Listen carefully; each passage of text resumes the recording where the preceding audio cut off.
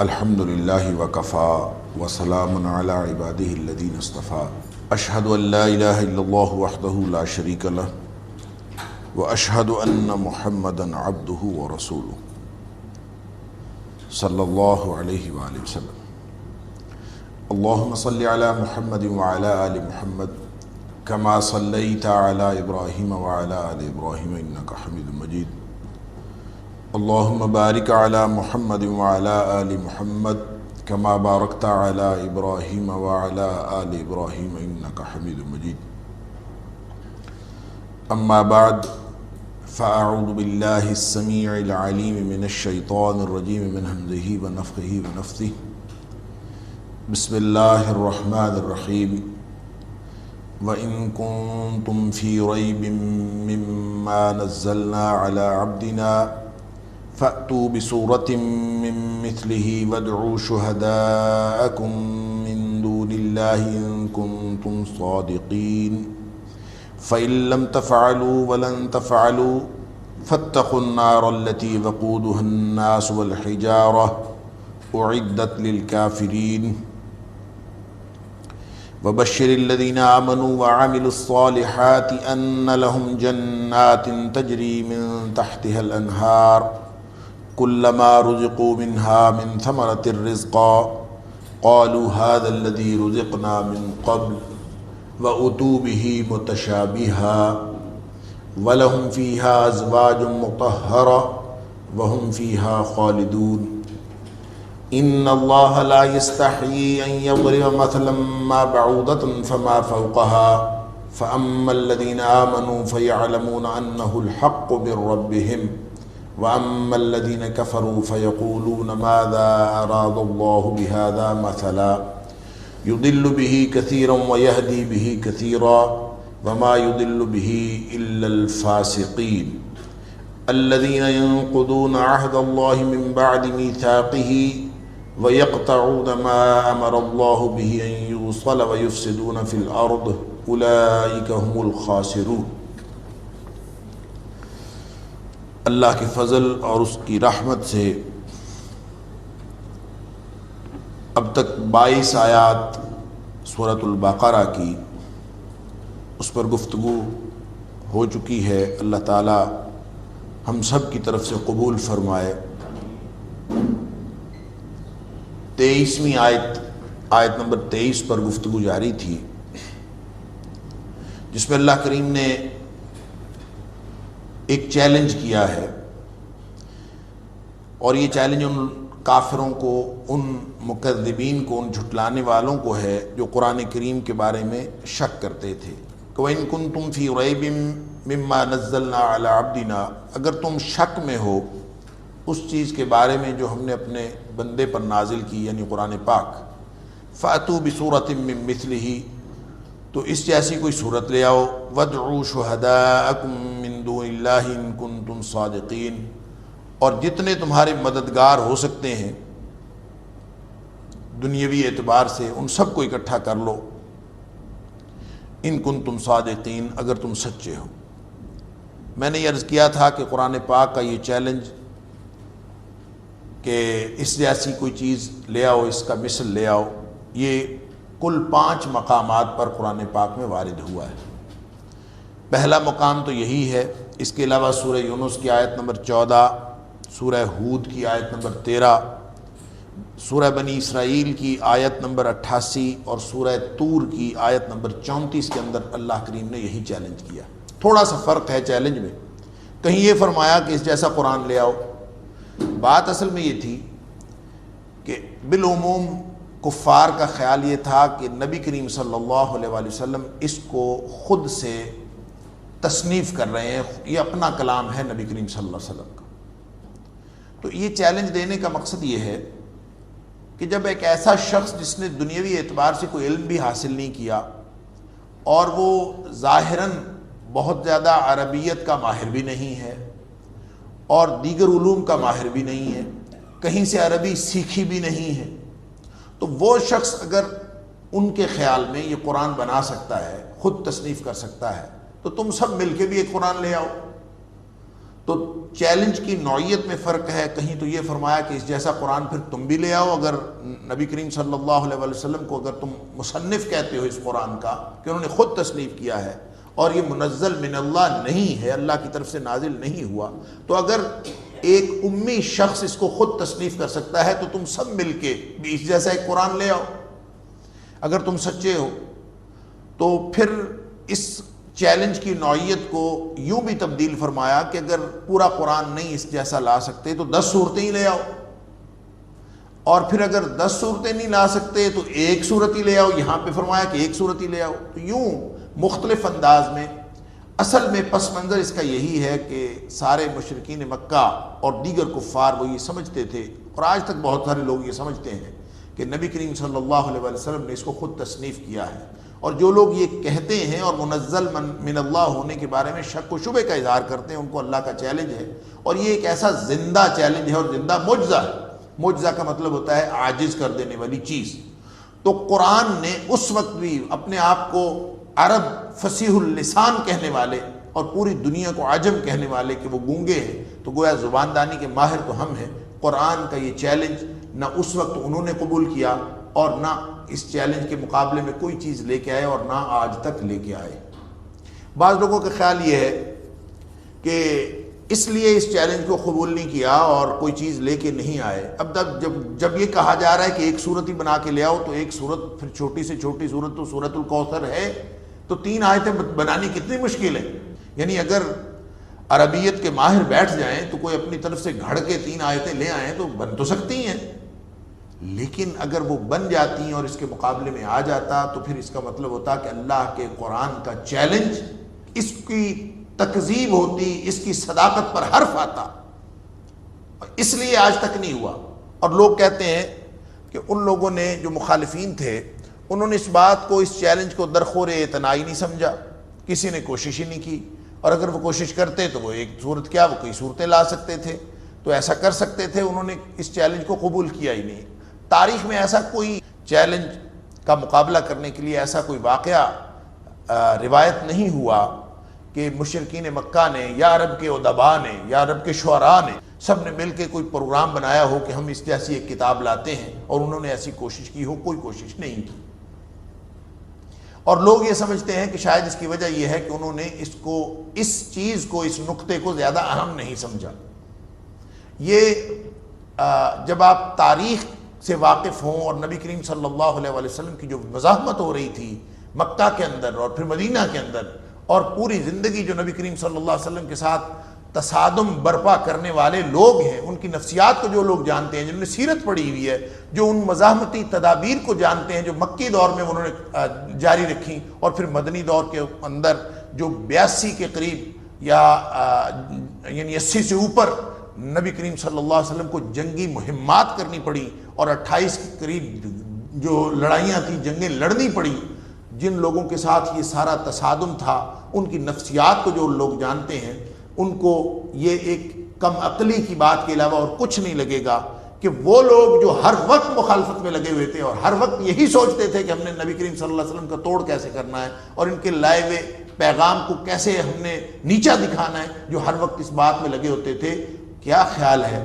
کہ ان کو یہ چیلنج اللہ کا یہ نظر ہی نہیں آیا اور انہوں نے اس پر کام ہی نہیں کیا؟ اور یہ بالکل خام خیالی اور کم عقلی کی دلیل ہے۔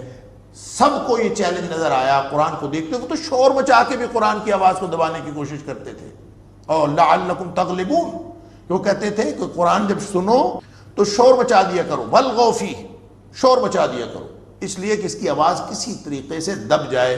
تو جو ہر طریقے سے قرآن کی آواز دبانے پر تلے ہوئے ہوں، جنہوں نے زندگیاں اس پر لگائی ہوں، یہ کیسے ممکن ہے جو اللہ نے چیلنج کیا ان کو، یہ ان کی نظر سے نہ گزرا ہو یا انہوں نے اس کو درخور اعتنا نہ سمجھا ہو۔ اصل بات یہ ہے کہ قرآن زندہ معجزہ ہے، اور قیامت تک کے لیے ہر چیز اس کے اندر موجود ہے، اور قرآن جب ہم کہتے ہیں کہ زندہ معجزہ ہے تو اس کا مطلب یہ ہے کہ یہ ہر دور کے تقاضوں کے مطابق یہ رہنمائی فراہم کرتا ہے۔ آج ہم قرآن کو جب پڑھ رہے ہیں اس کے نزول کو تقریباً 1500 سال گزر گیا، وہ سیدھا نہیں ہوا، پرانا نہیں ہوا۔ لا تنقضی عجائبہ، نبی پاک صلی اللہ علیہ وسلم نے فرمایا کہ اس کے کبھی عجائب ختم نہیں ہو سکتے، اس کے نقطے ختم نہیں ہو سکتے۔ آپ پڑھتے جائیے پڑھتے جائیے پڑھتے جائیے، لیکن یہ نہیں ہو سکتا کہ اس کے عجائبات ختم ہو جائیں۔ ولا یخلق عن کثرت الرد، اور بار بار پڑھنے سے پرانا نہیں ہوتا۔ دنیا کی کوئی کتاب آپ ایک دفعہ پڑھ لیں گے، 2 دفعہ پڑھ لیں گے، 3 دفعہ، اس کے بعد کتنی دفعہ پڑھ لیں۔ یہ قرآن کا اعجاز ہے کہ یہ زندہ کتاب ہے، اپنے نوعیت، اپنی حیثیت، اپنی حیت کے اعتبار سے بھی اور اپنی معنویت کے اعتبار سے بھی۔ جب معنوی اعتبار سے آپ اس کو دیکھتے ہیں تو اس کے جو مفاہیم ہیں، اس کے جو احکام ہیں، وہ ہر دور کے لیے ہیں۔ اللہ تعالیٰ مثلاً اس میں فرماتا ہے فیہ ذکرکم، اس میں تمہارا ذکر ہے۔ اب یہ جو فرمایا فیہ ذکرکم، اس میں تمہارا ذکر ہے، کس کو فرمایا؟ ہر اس شخص کو فرمایا ہے جو اس قرآن کو پڑھتا ہے، ہر اس شخص کو، ہر دور کے شخص کو فرمایا ہے جو اس قرآن کو پڑھتا ہے، بلکہ قیامت تک بھی جو اس کو پڑھے گا ہر اس شخص کے لیے فرمایا کہ فیہ ذکرکم۔ گویا جدید ترین دور میں بھی 21ویں صدی کی بات نہیں ہے، کوئی 22ویں صدی عیسوی بھی آ جائے تو قرآن کو جو پڑھے گا اس کو اپنا ذکر اس قرآن کے اندر ملے گا۔ یہ قرآن کا اعجاز ہے اور یہ قرآن کی اعجازی حیثیت ہے کہ وہ اگر مسلمان ہے، مومن ہے، تو بھی اپنا تذکرہ اس میں پائے گا۔ اگر وہ اللہ نخواستہ کافر ہے، نہیں ماننے والا، تو بھی اپنا ذکر اس میں پائے گا، اور اگر وہ درمیان میں ہے، منافق ہے، تو بھی اپنا ذکر اس میں پائے گا۔ وہ جس گروہ سے بھی تعلق رکھتا ہے، جس قسم کی نفسیات بھی رکھتا ہے، اور اس اللہ کی نازل کردہ ہدایت کے بارے میں اس کے رویے کے اندر جو بھی تبدیلی رونما ہو، وہ جب قرآن پڑھے گا تو اس میں اپنا ذکر پائے گا۔ یہ قرآن کا اعجاز ہے اور یہ زندہ اور دائمی معجزہ ہے، کبھی یہ نہ ختم ہونے والا، اور قیامت تک اس کو پڑھتے جائیے، نہ عجائبات ختم ہوں گے، نہ یہ پرانا ہوگا، اور نہ ہی اس کے مفاہیم کے اعتبار سے۔ اب دیکھیں نا، جب صدیق اکبر رضی اللہ تعالیٰ عنہ نے قرآن پاک کی آیت تلاوت فرمائی نبی کریم صلی اللہ علیہ وسلم کے وصال کے موقع پر، صحابہ کرام تو پریشان تھے، ان کو سمجھ نہیں آ رہی تھی کہ نبی کریم صلی اللہ علیہ وسلم کا وصال ہو گیا، ہم کیا کریں۔ عمر فاروق رضی اللہ تعالیٰ عنہ اور آپ کے چند ساتھی، وہ تو تسلیم کرنے کے لیے تیار نہیں تھے کہ نبی کریم صلی اللہ علیہ وسلم کی وفات ہو گئی، اور شور مچا دیا، تلوار لے کے کھڑے ہو گئے۔ عمر جیسا شخص تلوار لے کے کھڑا ہو تو کیا ماحول ہوگا کہ جس نے کہا کہ نبی کریم صلی اللہ علیہ وسلم فوت ہو گئے، میں سر اڑا دوں۔ صدیق اکبر رضی اللہ تعالیٰ عنہ آئے، لگتا ہے کہ وہ پہلے منظر پہ نہیں تھے، اور جب وہ تشریف لائے، آ کے انہوں نے دیکھا، پہلے نبی کریم صلی اللہ علیہ وسلم کا چہرہ اقدس کو دیکھا، اس کو بوسہ دیا، اور پھر واپس پلٹے صحابہ کی طرف، اور پھر کہا کہ وما محمد الا رسول، قرآن کی زبان میں کہا۔ یہ قرآن کی آیت پہلے سے موجود تھی، سارے صحابہ کرام پڑھتے تھے، لیکن اس موقع کے لیے تھی وما محمد الا رسول قد خلت من قبلہ الرسل افإن مات او قتل انقلبتم علی اعقابکم، کہ نبی کریم صلی اللہ علیہ وسلم، محمد کریم، وہ کیا تھے؟ وہ ایک رسول تھے۔ قد خلت من قبلہ الرسل، آپ سے پہلے جب اتنے رسول آ کے چلے گئے ہیں تو نبی کریم صلی اللہ علیہ وسلم کا اس دنیا سے جانا کیوں آپ کو ایک اچنبھا لگ رہا ہے؟ پہلے بھی رسول جاتے رہے، اب یہ بھی چلے گئے ہیں، تو رسول کا جانا کیا اس کا مطلب ہے تم دین سے پھر جاؤ گے؟ بس یہ فرمایا تو صحابہ کرام کہتے ہیں کہ ایسے لگتا تھا، یہ آیت ہم ہمیشہ پڑھتے تھے، لیکن کبھی خیال نہیں آیا کہ کس موقع کی آیت ہے، اور اس موقع پر ہمیں یوں لگا جیسے یہ آیت آج نازل ہو رہی ہے، اس وقت نازل ہوئی، حالانکہ پہلے سے تھی، پہلے سے موجود تھی۔ علی ھذا القیاس دنیا کے اندر جتنے واقعات رونما ہوتے ہیں، 8 اکتوبر تھی 2005 میں، اب وہ جو زلزلہ آیا تو اسی دن یا شاید اگلے دن میرا کہیں پہ درس تھا، تو میں سوچنے لگا قرآن پاک سے رہنمائی لیں کہ زلزلے کے بارے میں کیا ہے اور کیا صورتحال۔ اللہ اکبر! اور قرآن پاک سے میں نے جب کچھ آیات مجھے میرے سامنے آئیں تو میں حیران رہ گیا، مجھے یوں لگا کہ یہ ساری کی ساری آیات اسی موقع کے لیے تھی، اور آپ کو یوں تجزیہ اور تبصرہ ملتا ہے ہر چیز کا کہ قرآن بالکل کھول کے آپ کو حالات کا تبصرہ بتا دیتا ہے کہ جس طرح کے حالات آپ کو درپیش ہیں یہ حالات درپیش آتے کیوں ہیں اور ان کا حل کیا ہے، سب کچھ بتا دیتا ہے۔ مختصر سی آیت ہوگی اور اس کے اندر سارے مفاہیم پوشیدہ ہوں۔ مثال کے طور پر اللہ تعالیٰ نے فرمایا ظاہر الفساد فی البر والبحر بما کسبت ایدی الناس، یعنی وہ پہاڑ جو اللہ نے گاڑے تھے ان تمید بکم، فرمایا کہ یہ پہاڑ تو اس لیے گاڑے تھے کہ زمین کو ہلنے سے بچائیں، وہ ہلنے لگے تو اس کا مطلب بگاڑ پیدا ہو گیا نا۔ ان کا جو اپنا کام ہے وہ کام غلط ہو گیا، جس کام کے لیے وہ بنے تھے اب وہ نہیں کر رہے بلکہ اس کے الٹ کام کرنا شروع کر دیا۔ اللہ اکبر۔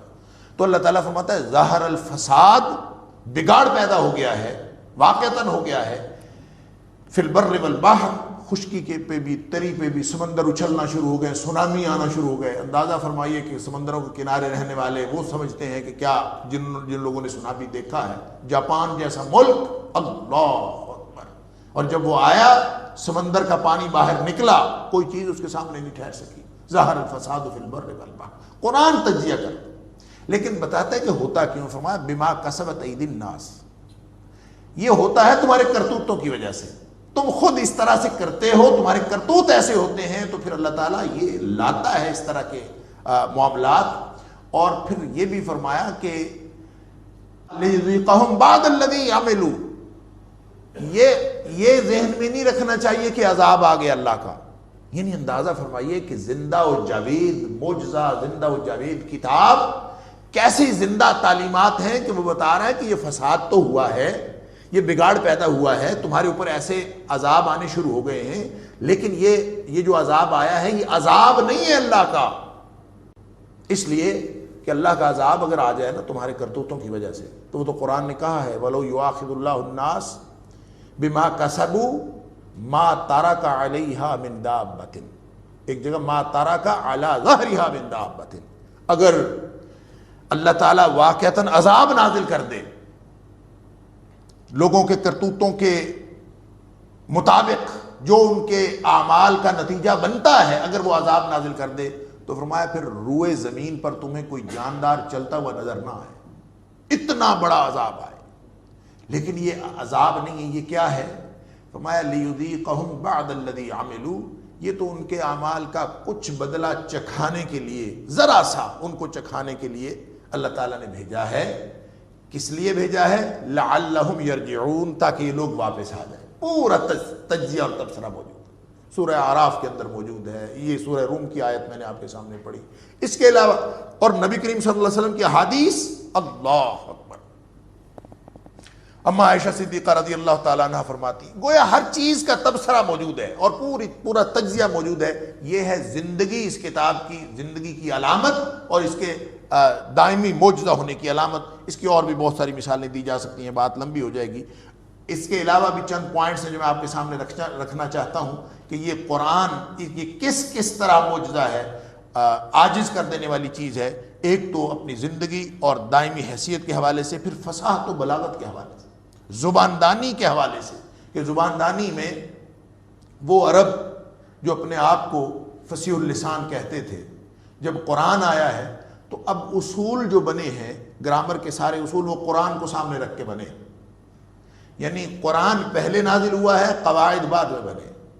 اب قواعد وہ ہوں گے جو قرآن کہے گا، قرآن قواعد کا پابند نہیں ہے، قواعد قرآن کے پابند۔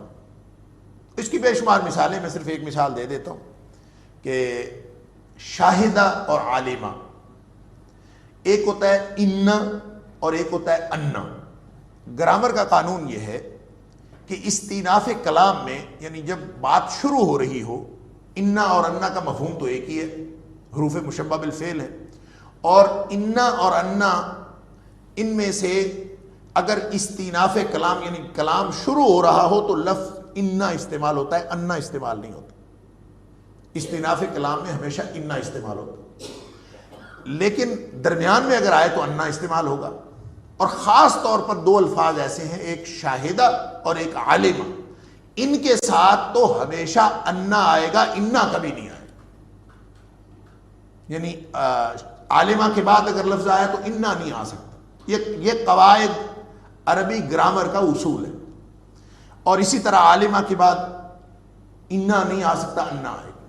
یہ اصول تو یہ ہے. لیکن سورۃ المنافقون کی پہلی آیت کہ واللہ یشہد ان المنافقین لکاذبون، واللہ یعلم ان المنافقین لکاذبون، عالمہ کے ساتھ بھی انا اور شاہدہ کے ساتھ بھی انا، حالانکہ یہ قواعد کے اور گرامر کے اصول کے خلاف ہے. لیکن چونکہ یہ اللہ کا قرآن ہے، قرآن قواعد کا پابند نہیں ہے، قواعد پابند ہیں قرآن کے، لہٰذا وہاں پہ قانون میں ترمیم کرنا پڑی. اہل قواعد کو اور ماہرین لسانیات کو ترمیم یہ کرنا پڑی، چونکہ قرآن پہلے ہے، قواعد بعد میں ہے. قواعد ترتیب، یہ معجزہ ہے اس کا، یعنی اصول بدلا جا سکتا ہے، قرآن تبدیل نہیں کیا جا سکتا. تمہارے اصول غلط ہو سکتے ہیں، قرآن غلط نہیں ہو سکتا. لہذا اصول یہ بنایا کہ عالمہ اور شاہدہ کی اگر خبر کے ساتھ لام آ جائے، لام تاکید، لکاذبون، ان المنافقین لکاذبون، اگر اس کی خبر کے ساتھ انا اور انا کی خبر کے ساتھ اگر لام آ جائے، لام تاکید، تو پھر جو عالمہ اور شاہدہ کے ساتھ انا کی بجائے انا آئے گا. اصل بات یہ تھی کہ یہ اصول بنتے گئے قرآن پاک کی وجہ سے. لہذا فوقیت کس کو ہے؟ قواعد کو نہیں ہے. زبان دانی، ان کی جو انسانوں کی بنائی ہوئی زبان دانی، اس کو فوقیت نہیں ہے. فوقیت ہمیشہ قرآن کو ہے. کبھی کسی موقع پر بھی کوئی قواعد میں سے، کوئی گرامر کے کسی اصول کی کوئی اس کے ساتھ مخالفت ہو سکتی ہے، کوئی ایسی بات ہو سکتی ہے کہ جو گرامر کا اصول قرآن پاک کے مطابق نہ ہو، تو گرامر کا اصول قرآن کے مطابق بنایا جائے گا، قرآن کو اصول کے مطابق نہیں بنایا جائے گا. یہ بھی قرآن کا ایک معجزہ ہے اور قرآن کا ایک اعجاز. اسی طرح یہ بھی ایک اعجاز ہے کہ قرآن وارد کہاں سے ہوا ہے؟ قرآن وارد ہوا ہے نبی امی صلی اللہ علیہ وآلہ وسلم کی زبان سے، زبان اقدس سے. سارے کا سارا قرآن اللہ تعالیٰ نے نبی کریم صلی اللہ علیہ وآلہ وسلم کی زبان سے نکالا، نازل کیا قلب اطہر پر، اور دنیا والوں کو کمیونیکیٹ ہوا زبان کے ذریعے. اور یہ اس شخص کی زبان ہے جس کو ساری دنیا بھی امی کہتی تھی، اور وہ ہیں بھی نبی امی. اور امی کا مطلب ہے ان پڑھ. دنیاوی اعتبار سے نبی کریم صلی اللہ علیہ وسلم نے کسی سے نہیں پڑھا.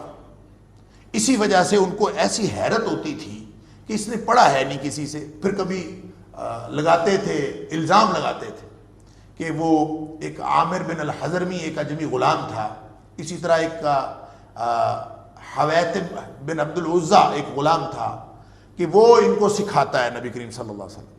اور قرآن نے اس کا جواب دیا ہے کہ یہ اتنے کم عقل ہیں، الزام لگاتے وقت ان کو یہ بھی سمجھ نہیں آئی کہ جس غلام کا نام لیتے ہیں، اور جو غلاموں کا نام بھی مختلف مواقع پر مختلف لیا ہے. کبھی کہتے تھے وہ غلام سکھاتا ہے جو تورات کا عالم تھا، کبھی کہتے تھے وہ غلام سکھاتا ہے.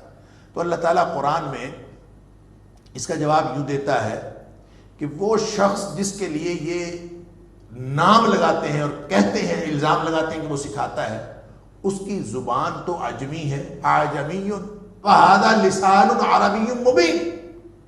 اتنی بات نہیں سمجھ آئی کہ نبی کریم صلی اللہ علیہ وسلم نہ رومیہ زبان جانتے تھے، نہ عبرانی جانتے تھے، نہ آرامی جانتے تھے، نہ سریانی جانتے تھے. نبی کریم صلی اللہ علیہ وسلم کوئی زبان نہیں جانتے تھے.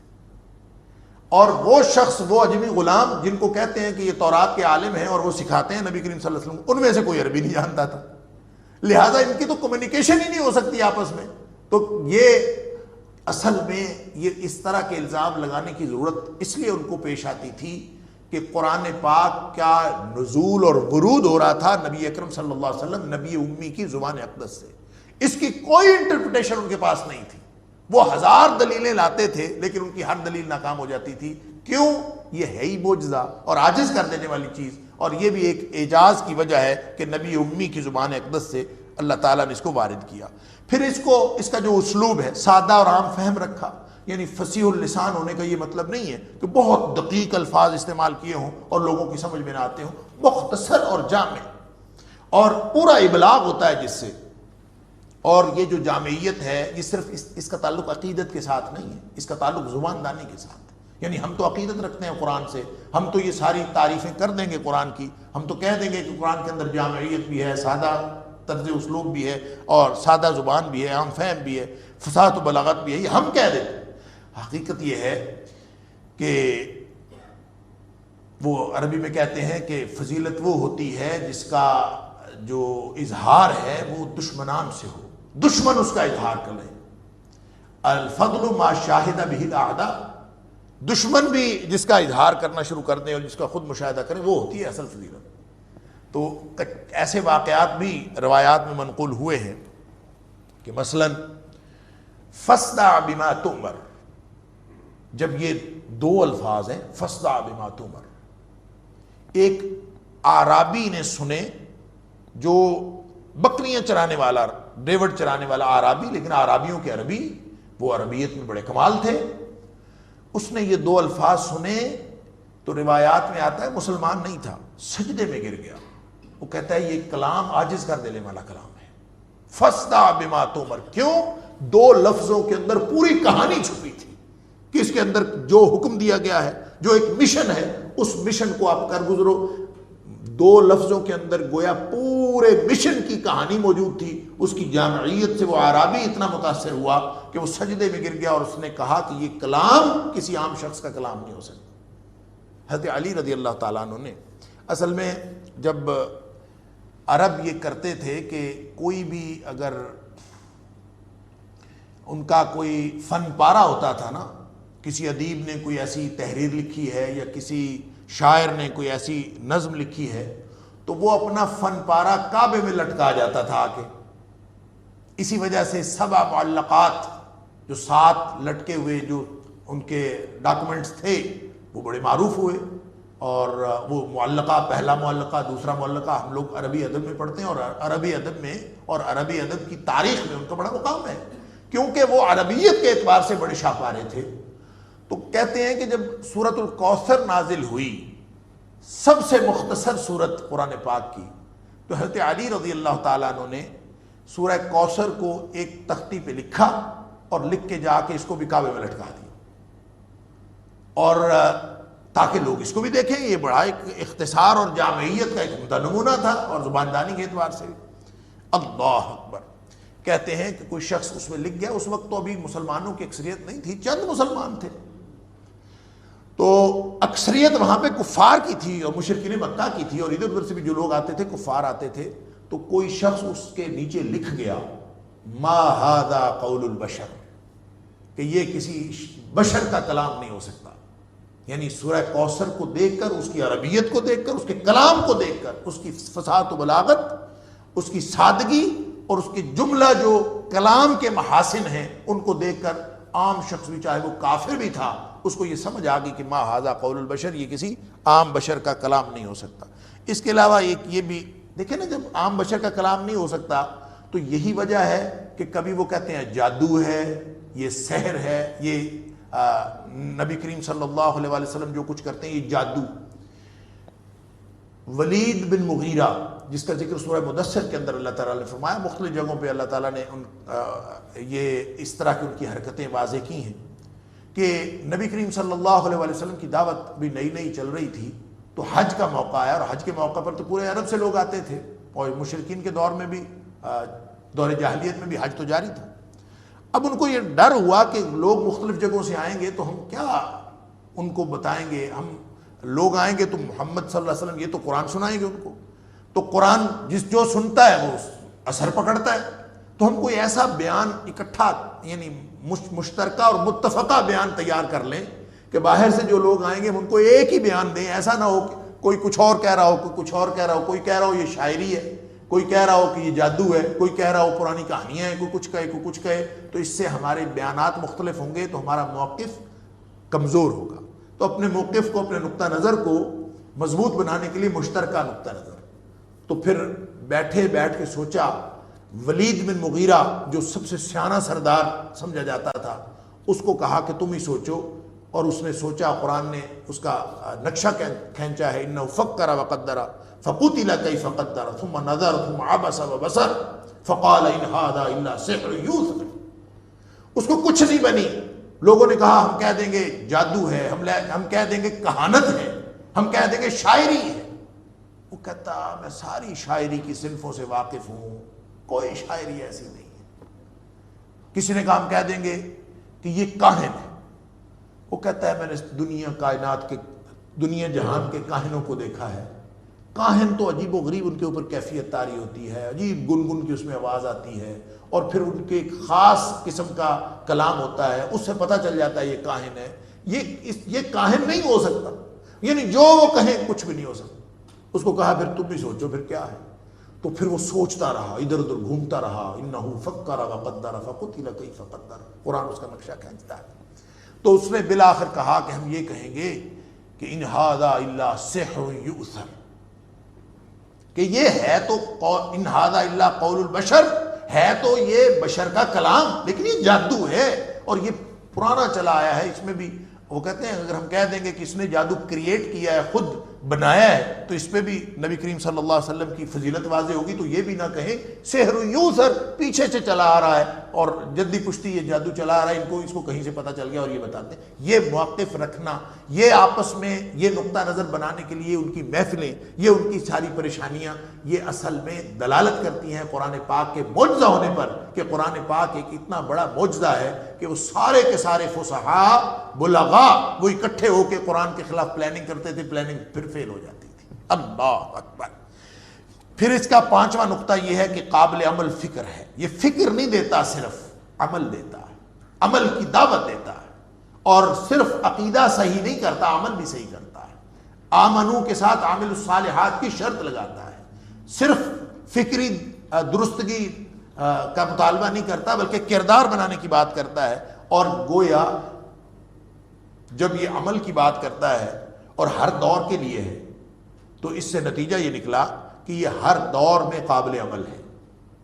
یعنی یہ جدید ترین دور میں اگر آپ حالات ایسے ہوں، کہیں جغرافیائی حالات مختلف ہوتے ہیں، کہیں معاشرتی حالات مختلف ہوتے ہیں، کہیں مختلف قسم کے، مثلا آج بھی اگر دیکھ لیں پوری دنیا میں، کہیں جو ہے وہ 22 گھنٹے کا دن ہے، کہیں 6 مہینے کا دن ہے، کہیں کچھ ہے کہیں کچھ ہے، لیکن قرآن قابل عمل ہے، ہر جگہ پہ قابل عمل ہے۔ اس کے لیے اللہ تعالیٰ نے کوئی نہ کوئی ایسا طریقہ بنایا ہے کہ یہ قابل عمل ہے، اس کا ہر ضابطہ قابل عمل ہے، اور رہتی دنیا تک کوئی شخص یہ اس کے بارے میں یہ اعتراض نہیں کر سکتا کہ یہ جو قرآن کا حکم ہے اس پر عمل نہیں ہو سکتا۔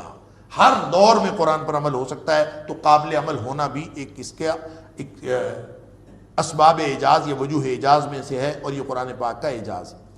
جامعیت اور ہماگیری ہر پہلو کو ذکر کرتا، ہر پہلو زیر بحث لاتا ہے۔ معیشت اس میں ہے، سیاست اس میں ہے، اور معاشرت کیسی ہونی چاہیے۔ سب سے زیادہ معاشرتی احکام قرآن پاک کے اندر، یعنی سیاسی تو اصول ہے، معاشی بھی اصول ہے، معاشرت کے بارے میں اتنی چھوٹی چھوٹی باتوں کا ذکر کرتا ہے کہ بچے کی رضاعت سے لے کر، بچے کی پیدائش تخلیق سے لے کر، اس کے حتیٰ کہ تخلیقی مراحل جو ہے، انسان کی تخلیق کے جو مراحل ہیں ان کا بھی ذکر کر کے کہ کیسے مٹی سے نطفہ، نطفے سے مضغہ، اور کسی طرح یہ آگے سے آگے بڑھتا چلا جاتا ہے، اور پھر بالآخر اللہ تعالیٰ ایک پورا بھرا پورا انسان بنا کے اس دنیا میں بھیج دیتے ہیں۔ وہ ساری تخلیق کے مراحل بھی اس میں شامل ہیں، اور پھر حقوق الزوجین، پھر اس کے اندر اولاد، پھر والدین، سب کچھ اس کے اندر شامل ہے۔ تو یہ جامعیت جو قرآن کی ہے کہ جملہ پہلو آئے حیات کا یہ احاطہ کرتا ہے، یہ بھی قرآن کا اعجاز ہے۔ ایک ساتواں پوائنٹ یہ ہے کہ یہ رعایت کرتا ہے ہر دور میں۔ میں نے کہا نا ہر جگہ پہ قابل عمل ہے، تو ہر جگہ پہ قابل عمل کیسے ہے کہ ماحول کی، حالات کی، بدلتے ہوئے حالات کی، اور مختلف حالات والے افراد کی رعایت کرتا ہے۔ یعنی کوئی شخص جو ہے وہ نماز نہیں پڑھ سکتا اور مسجد میں نہیں جا سکتا، تو قرآن اس کی فیور کرتا ہے کہ تجھے اگر ایسا کوئی عذر لاحق ہے تو گھر میں پڑھ لے۔ پھر اگر کوئی شخص کھڑا ہو کے نہیں پڑھ سکتا، اس کی بھی رعایت کرتا ہے۔ یعنی آخری حد تک نہیں، اگر کوئی شخص بیٹھ کے بھی نہیں پڑھ سکتا وہ اشارے سے پڑھ لے، لیکن ضابطہ اس کو عمل کرنا پڑے گا۔ قرآن کا ضابطہ قابل عمل بھی ہے، اور مختلف حالات میں مختلف چیزوں کی قرآن رعایت بھی کرتا ہے۔ اور خاص طور پہ کلچر کی رعایت، عرب کے کلچر میں آیا، ان کا جو لباس تھا، عرب کا لباس، اس کے لباس کو درست قرار دیا، اور بہت ساری ان کی روایت، معاشرتی روایت چلی آ رہی تھی جس کو قرآن نے درست قرار دیا۔ اب عرب کا جو لباس ہے اس لباس کو شریعت کا لباس بھی قرار دیا جا سکتا تھا، لیکن اس کو شریعت کا لباس قرار نہیں دیا۔ لباس کے بارے میں حکم صرف یہ دیا کہ وہ ساتر ہونا چاہیے، سطر پورا ڈھکا ہوا ہونا چاہیے۔ سٹائل کیسا ہے، قمیص آپ کیسی پہنتے ہیں، جبہ پہنتے ہیں کہ نہیں پہنتے، لمبی قمیص پہنتے ہیں یا چھوٹی قمیص پہنتے ہیں، اس سے قرآن کو غرض نہیں ہے۔ غرض اس سے ہے کہ تمہارا سطر ڈھکا ہوا ہے کہ نہیں ہے، اس سے غرض ہے۔ اور وہ کس چیز سے ڈھانپتے ہو اس سے اس کا کوئی نہیں ہے۔ اگر کوئی لباس ایسا دنیا میں ہوگا جو ساتر ہے تو وہ پتلون بھی ہو، وہ شلوار قمیض ہو، وہ کوئی دنیا کا لباس ہو، وہ قابل قبول ہے اسلام میں، اسلام اس کی رعایت کرتا ہے۔ تو وہ کسی نے کہا نا کہ پتلون پہننی جائز ہے کہ نہیں جائز، تو آگے تھے وہ بزرگ بیٹھے تھے، اس نے کہا کہ میں تو صرف یہ پوچھتا ہوں کہ اگر اسلام کینیڈا میں آتا، نبی کریم صلی اللہ علیہ وسلم سعودی عرب کی بجائے کینیڈا میں مبعوث ہوتے، تو نبی کریم صلی اللہ علیہ وسلم کا اپنا لباس کیا ہوتا؟ نبی پاک صلی اللہ علیہ وسلم جبہ پہنتے تھے اس لیے کہ یہ عرب کا لباس تھا۔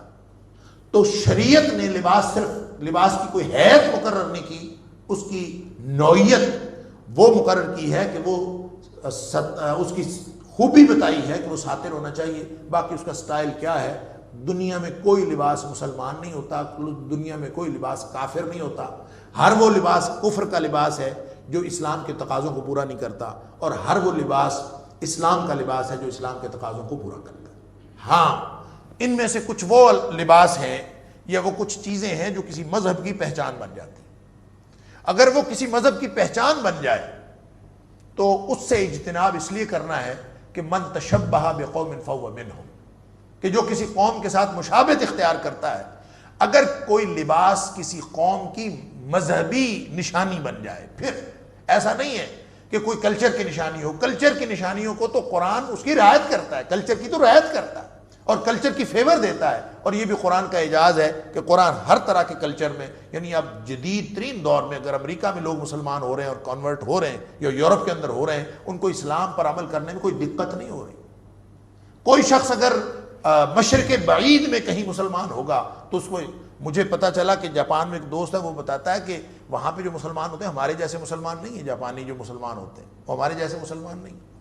جو مسلمان ہوتا ہے وہ سب سے پہلے کسی عرب ملک کا رخ کرتا ہے، وہاں سے جا کے عربی سیکھتا ہے، عربی سیکھ کے پھر قرآن پڑھتا ہے، پھر وہ حدیث پڑھتا ہے، پھر وہ عالم بن کے واپس آتا ہے، پھر اس کو پریکٹس کرتا ہے۔ وہ ہمارے جیسے مسلمان نہیں۔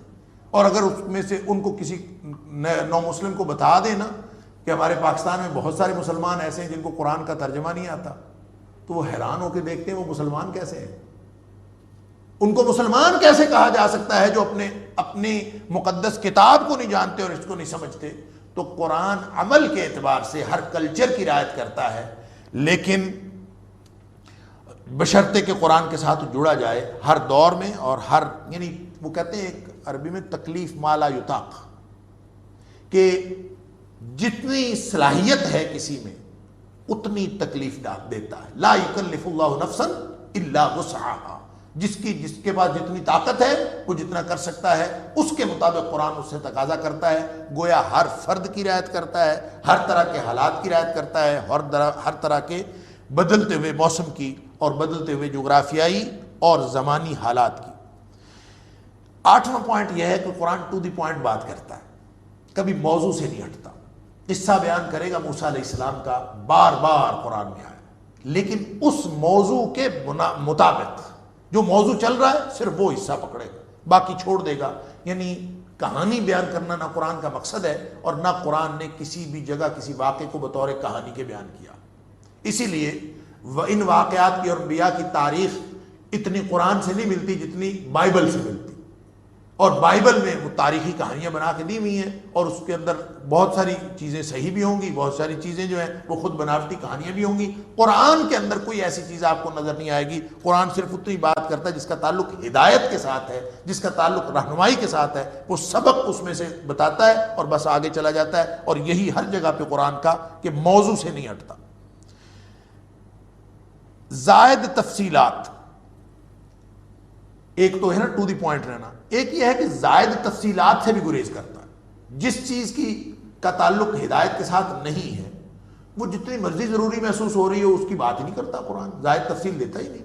مثال کے طور پر ام موسیٰ کہہ کے بس بات ختم کر دی۔ ام موسیٰ کا نام کیا تھا، وہ کون خاتون تھی، کہاں سے تھی، کیسی تھی، کوئی ذکر نہیں۔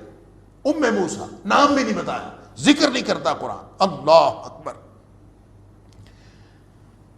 لوگ اپنے اپنے اسپیکولیشنز کرتے رہتے ہیں۔ اما حوا اور بابا آدم نے درخت کھایا، جنت کا درخت کا پھل کھایا، ان کو کہا تھا اس درخت کے قریب نہیں جانا۔ اب وہ درخت کیا ہے اور درخت کیا تھا کہ کس سے منع کیا تھا، کون سا درخت انہوں نے کھایا؟ دنیا جہان کے مفسرین اپنی عقلیں دوڑا چکے ہیں اس کے بعد، اور ہزار قسم کی تعویلیں، کسی نے کہا گندم تھی، کسی نے کہا کچھ تھا، کسی نے کہا کچھ تھا، اور یہاں تک بھی لوگوں نے کہا کہ حقیقت میں وہ درخت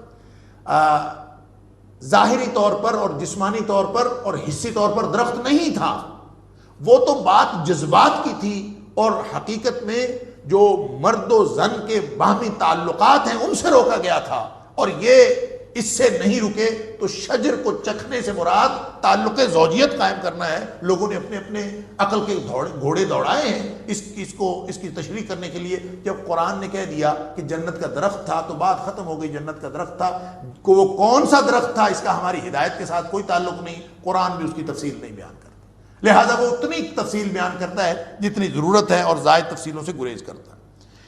10واں پوائنٹ اس کا یہ ہے کہ نبی کریم صلی اللہ علیہ وسلم خود اور دیگر تمام انبیاء، جتنی انبیاء کی تاریخ بیان ہوئی، 25 یا 26 کے قریب انبیاء کے نام جو ہیں، نام لے کے قرآن میں ذکر ہوا، اور پھر قرآن نے یہ بھی کہا ہے کہ بہت سارے ہیں جن کا ہم نے ذکر ہی نہیں کیا۔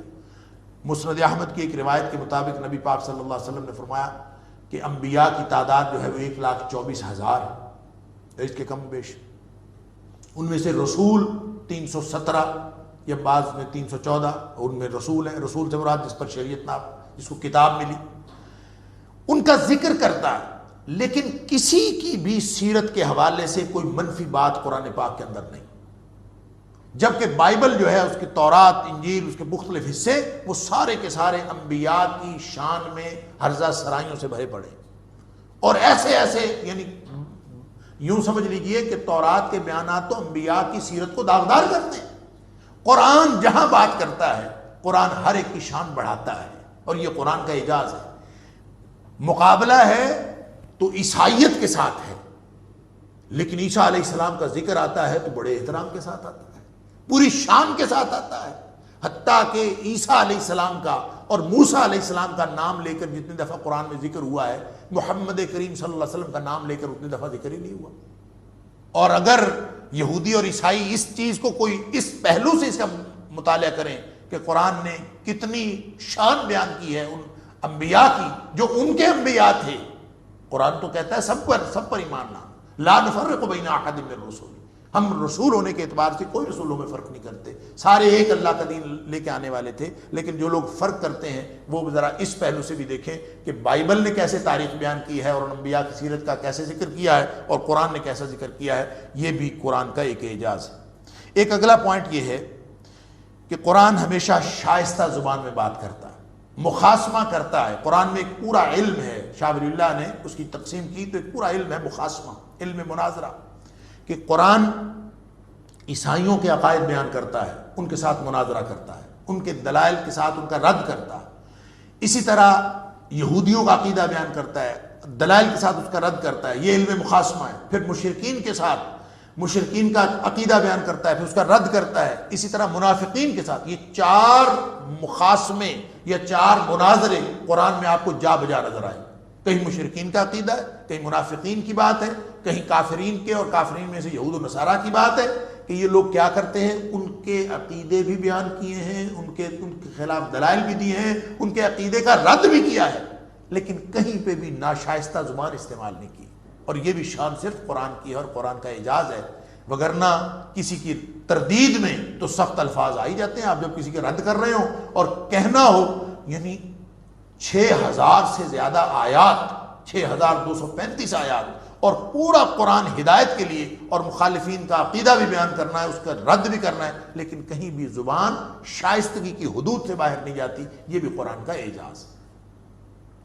اور ایک آخری بات اس شائستگی کے حوالے سے ہی اسی کو آگے بڑھا لیجئے کہ دشمنوں کا نام لیتا ہے قرآن نے جو ان کو بیان کیا ہے تو یہ 100% اس کی وہ صفات تھیں جو اس کی کیریکٹرسٹکس تھیں، اس کی شخصیت کی خصوصیات تھیں، اس کے سیلینٹ فیچرز تھے، لہٰذا ایک بھی شخص کو، کسی کافر کو اس بات پر اعتراض نہیں ہے کہ جس شخص کا حلیہ کھینچا جا رہا ہے وہ اس سے ذرا بھی مختلف تھا، اس کی ساری باتیں بتا دی ہیں، نام نہیں لیا کہ یہ کون تھا۔ کیوں نام نہیں لیا؟ اس لیے کہ اس قرآن کا منشا اور مقصد کسی کی انسلٹ کرنا نہیں ہے۔ قرآن کا منشا و مقصد اس کے عقیدے کا رد ہے اور وہ رد کر دیا، لیکن یہ نہیں بتایا کہ وہ کون ہے، دشمنوں کا نام اکثر نہیں لیا۔ اسی طرح شائستگی کا آپ ذرا اندازہ کیجئے، زلیخا کو یوسف علیہ السلام کے ساتھ کیا تھا؟ عشق تھا۔ ہماری اس موجودہ زبان میں ہم یہی کہیں گے عشق تھا۔ اس سے زیادہ عامیانہ اور بازاری لفظ کیا ہو سکتا کہ کسی کو عشق تھا کسی کے ساتھ، کسی خاتون کو کسی کے ساتھ عشق تھا؟ لیکن قرآن نے پورا قصہ بیان فرمایا، پوری سورت نازل فرمائی، احسن القصص کہا ہے کہ یہ بہترین قصہ ہے، لیکن اس کو لو سٹوری کے طور پر بیان نہیں کیا۔ یہ کوئی عشق و محبت کی داستان نہیں ہے، نہ ایسے سوقیانہ اور بازاری لفظوں کا استعمال فرمایا قرآن، لیکن کہانی ساری بتا دی ہے کہ زلیخا کیا چاہتی تھی، اور پھر وہ ساری جو خواتین مصر کی وہ ساری مل کے کیا چاہتی تھی، انہوں نے کیا پلاننگ کی۔ ان قید کن عظیم بھی فرمایا کہ تم سب کی فریب کاری بہت بڑی ہے، لیکن یہ نہیں کہا کہ یہ اصل میں قصہ کیا تھا، وہ الفاظ استعمال نہیں کیے جس سے قرآن پاک کا اپنا جو سٹینڈرڈ ہے شائستگی کا وہ کم ہوتا ہو، اس میں یہ ذکر ہی نہیں کیا۔ ہمارے جیسا ہو تو بات کرے تو کہانی بیان کرتے ہوئے بہت سارے الفاظ ادھر ادھر پھرک جاتے ہیں، تو یہ بھی ایک دلیل ہے قرآن پاک کے شائستگی کی اور اعجاز کی کہ قرآن پاک جب بھی بات کرتا ہے انتہائی شائستہ الفاظ میں، اور قصہ پورا سنا دیا، احسن القصص کہہ کے سنا دیا۔ اور اصل میں قرآن یہ بتانا چاہتا ہے کہ یہ بنیادی طور پر لو سٹوری نہیں ہے۔ سورہ یوسف اور یہ حضرت یوسف علیہ السلام کی کہانی جس کو احسن القصص کہا ہے، نعوذ باللہ من ذالک، لو سٹوری نہیں، وہ عظمت کردار کا قصہ ہے۔ یوسف علیہ السلام کے کردار کے مختلف پہلو بتائے گئے ہیں کہ سچویشن جتنی مرضی بری آ جائے، جتنے مرضی حالات خراب ہو جائیں اور کوئی دیکھنے والا نہ ہو، 7 دروازوں کو بھی تالے لگے ہوئے ہوں، تو کردار کی عظمت کیا ہوتی ہے اصل میں یہ بتایا گیا۔ لہٰذا بالکل وہ پہلو جس کا تعلق ہدایت کے ساتھ ہے، رہنمائی کے ساتھ ہے، وہ قرآن بیان کرتا ہے، اور کسی جگہ بھی شائستگی کی حدود سے قرآن باہر نہیں نکلتا۔ یہ وہ چیزیں ہیں جو قرآن کو یونیک بناتی ہیں، اور اس طرح کی بہت ساری چیزیں قرآن کو یونیک بناتی ہیں، اور پھر قرآن چیلنج کر دیتا ہے فَأْتُوا بِسُورَةٍ مِّن مِّثْلِهِ، تم اس طرح کی صورت لے کے آؤ نا کہ جس کے اندر یہ ساری صلاحیتیں اور یہ ساری خصوصیات اس کے اندر موجود ہوں۔ اگر ایسی لے آؤ گے اور پھر اکٹھے کر لو سارے ادباء و شعراء، جتنے مرضی مددگار سارے اکٹھے کر لو، سب مل جاؤ، ان کنتم صادقین، اگر تم اپنے اس شک میں سچے ہو کہ جو نبی کریم صلی اللہ علیہ وسلم کے بارے میں تم شک کرتے ہو اس نے بنا لیا تو تم بھی بنا لو۔ پھر اللہ تعالیٰ خود فرماتا ہے فَإِن لَمْ تَفْعَلُوا، پھر اگر یہ تم نہ کر سکو، وَلَن تَفْعَلُوا، اور تم ہرگز نہ کر سکو گے، یعنی اسی وقت اللہ کریم نے اس چیلنج کا خود ہی جواب بھی دے دیا اور نتیجہ بتا دیا کہ قیامت تک اس کا جواب نہیں دیا جا سکتا، اور کوئی کسی کے اندر سکت وَلَن تَفْعَلُوا، تم ہرگز نہیں کر سکو گے۔ اور جب ایسا ہے تو پھر فَاتَّقُوا النَّارَ الَّتِي وَقُودُهَا النَّاسُ وَالْحِجَارَةُ، اللہ اکبر۔ توحید کا بیان پہلے ہو گیا، یا ایھا الناس اعبدوا ربکم، اور پھر دلائل آ گئے کہ وہ رب کون ہے، الذی جعل لکم الارض فراشا والسماء بناء والسماء بناء وانزل من السماء ماء، وہ خصوصیات بتا دی، دلائل توحید دے دیے، توحید بیان کر دی۔ پھر رسالت کے بارے میں بھی جو شبہات تھے، ان کنتم فی ریب مما نزلنا علی عبدنا، یہ نبی کریم صلی اللہ علیہ وسلم کے بارے میں تمہیں جو شک ہیں وہ بھی سارے دور کر دیے۔ اور اب اگر اس چیلنج کا جواب تم نہیں دے سکتے اور نہیں دے سکو گے، جب حقیقت یہ ہے تو پھر کیا کرو، فاتقوا النار التي وقودها الناس والحجارہ، پھر بچ جاؤ.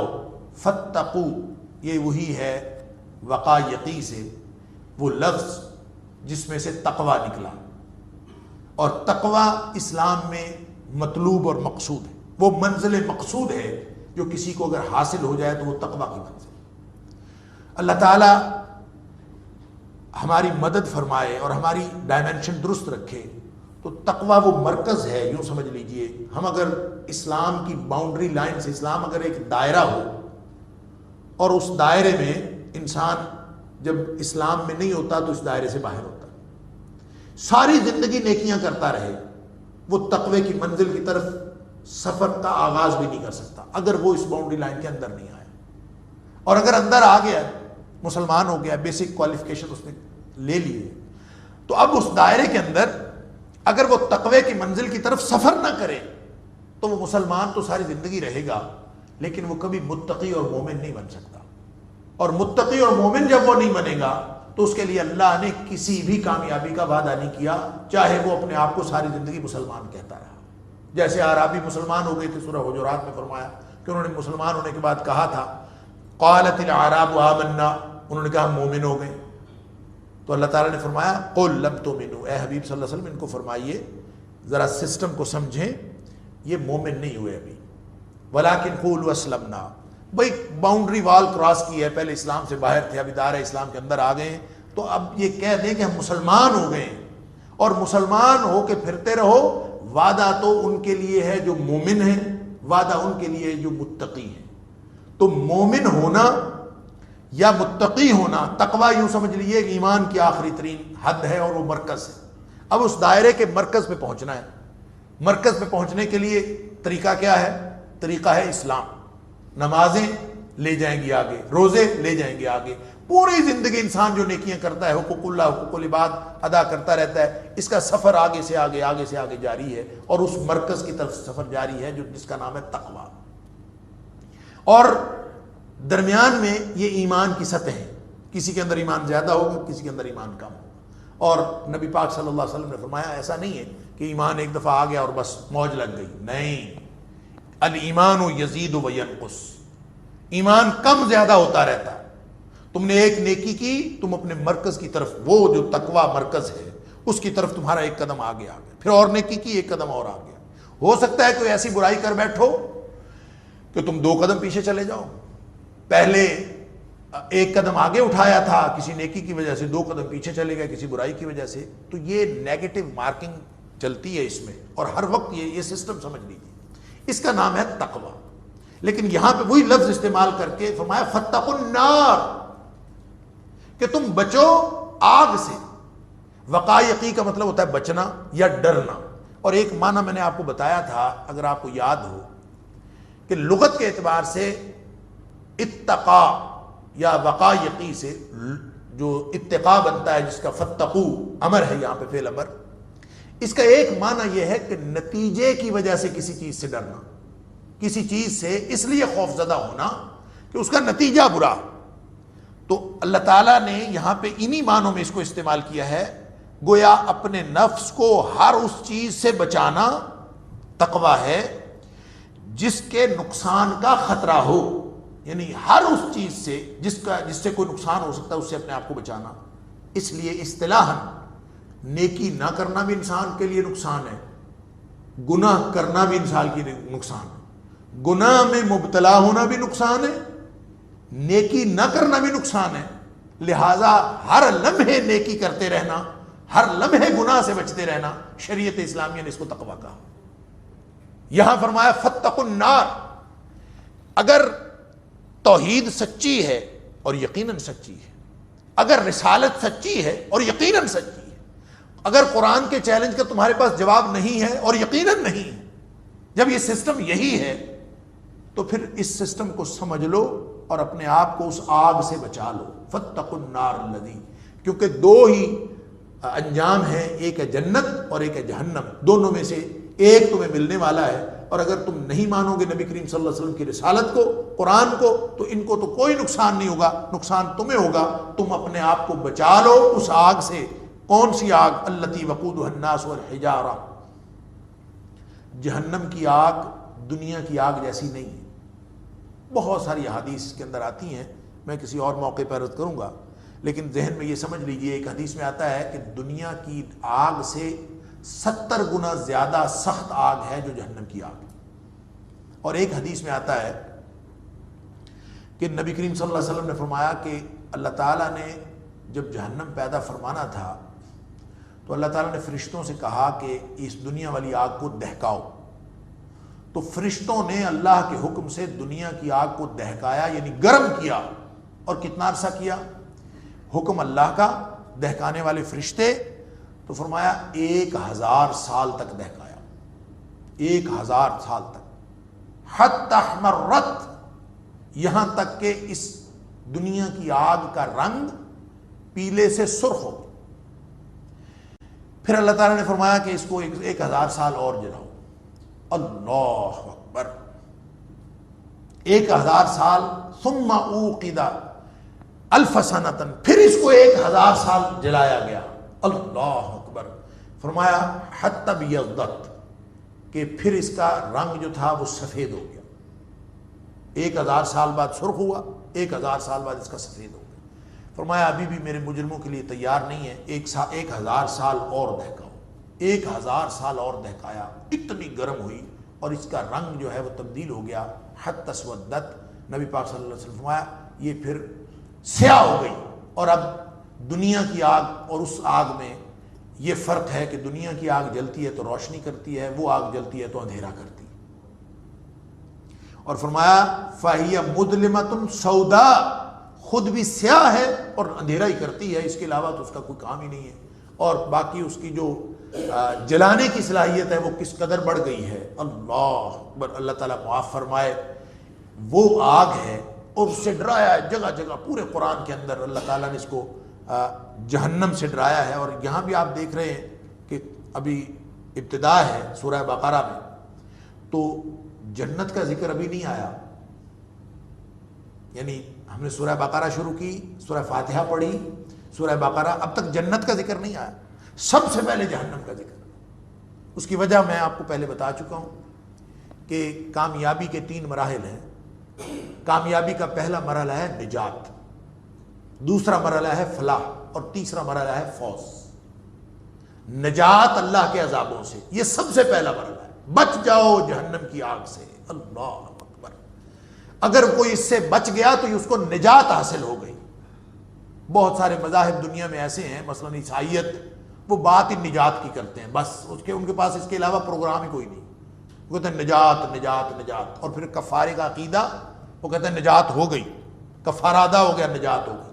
گویا ان کے پاس جو میکسیمم پروگرام ہے، اگر ان کا پروگرام صحیح ہو تو بھی وہ پروگرام، تصور ہی ان کا نجات سے آگے بڑھ کر کوئی نہیں. اور نجات کا تصور تو ایک منفی تصور ہے کہ صرف آپ جہنم سے بچ جائیں یا عذابوں سے بچ جائیں، یہ نجات.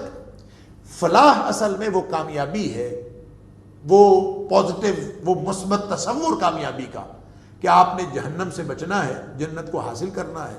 فمن زحزح عن النار وادخل الجنہ، یہ جہنم سے بچنا یہ نجات ہے، اور جنت میں داخلہ یہ فلاح. اور جنت میں وہ جو مقام اللہ تعالیٰ نے آپ کے لیے متعین کیا ہے، اس مقام کو جب وہ آپ کو محل عطا ہو جائے، وہ جنت عطا ہو جائے، آپ اس مقام پر فائز ہو جائیں، تو اس کا نام ہے فوز. ہم اردو میں بھی استعمال کرتے ہیں کہ فلاں کو فلاں جگہ فائز کر دیا، فلاں فائز ہو گیا. تو جس کی تعیناتی ہو جاتی ہے وہ فائز ہو جانا ہوتا ہے. تو فرمایا من زحزح عن النار وادخل الجنہ فقد فاز. یہ دونوں مراحل جو طے کرے گا نا پچھلے، وہ جا کے اس کامیابی کے مرحلے پہ جائے گا. لہٰذا جنت کا ذکر کرنے سے پہلے جہنم کا ذکر ہے کہ بچ جاؤ پھر اس برے انجام سے. جب یہ سسٹم سمجھ میں آ گیا اور مقابلے میں تمہارے پاس کوئی دلیل نہیں ہے تو بچو اس سے. اور وہ جہنم، وہ آگ، التی، کون سی؟ وقودھا، جس کا ایندھن ہے الناس، لوگ، والحجارہ، اور پتھر. گویا پتھر بھی جہنم میں ہوں گے. پتھر کیوں جہنم میں ہوں گے؟ اس سے مختلف قسم کی اس کی تفسیر بھی ہمیں ملتی ہے. ابن عباس رضی اللہ تعالیٰ عنہ، مفسر قرآن صحابی، وہ کہتے ہیں اس کا ایک مطلب یہ ہے کہ جہنم میں کچھ معدنی پتھر ہوں گے گندک وغیرہ کے، اور وہ اس لیے ہوں گے کہ تاکہ اس آگ کی حدت کے اندر اضافہ کریں، اس آگ کی گرمی میں اضافہ کرنے کے لیے ایسے معدنی پتھر اس میں ہوں گے۔ تو یہ جو ہے فرمایا گیا ہے نا کہ وقودہ الناس والحجارہ، لوگ تو جہنم میں جائیں گے، ساتھ پتھر بھی جائیں گے، تو پتھر وہ ہوں گے جو اس کی حدت میں، اس کی گرمائش میں اور آگ کے اندر اضافہ کرنے والے ہوں گے، وہ پتھر اس کے اندر ڈالے جائیں گے۔ اس کا ایک مطلب تو یہ۔ دوسرا مطلب وہ ہے جو سورۃ الانبیاء کی آیت نمبر 98 سے واضح ہوتا ہے کہ اللہ تعالیٰ نے فرمایا کہ انکم وما تعبدون من دون اللہ حسب جہنم، کہ تم اور جس کو تم پوجتے ہو اللہ کے علاوہ سب جہنم کا ایندھن ہو۔ تو لوگ بتوں کو پوجتے تھے، تو اس کا مطلب ہے بت، وہ پتھر جن سے بت تراشے جاتے تھے وہ بھی جہنم میں جائیں۔ اب ظاہر ہے کہ ان کو جہنم میں پھینکنے سے ان کو کیا سزا ملنی، وہ تو پتھر ہے۔ تو پتھر کو سزا نہیں ملنی، حقیقت میں یہ سزا بھی ان پوجنے والوں کو ہے، مشرکین کو ہے، ان کافرین کو ہے، کہ جو جن کو احترام دیتے تھے، جن کو بڑا سمجھتے تھے، جن کی پوجا کرتے تھے، وہ بھی ان کے ساتھ جہنم میں جائیں گے، تاکہ ان کی رسوائی ہو، ان بتوں کی رسوائی بھی ہو اور جو پوجنے والے تھے ان کی رسوائی بھی ہو کہ ہم سب اکٹھے جل رہے ہیں وہاں پہ۔ اللہ اکبر۔ لیکن یہ آیت جب نازل ہوئی انکم وما تعبدون من دون اللہ حسب جہنم، تو کہتے ہیں کہ کفار نے اس موقع پر بڑا شور مچایا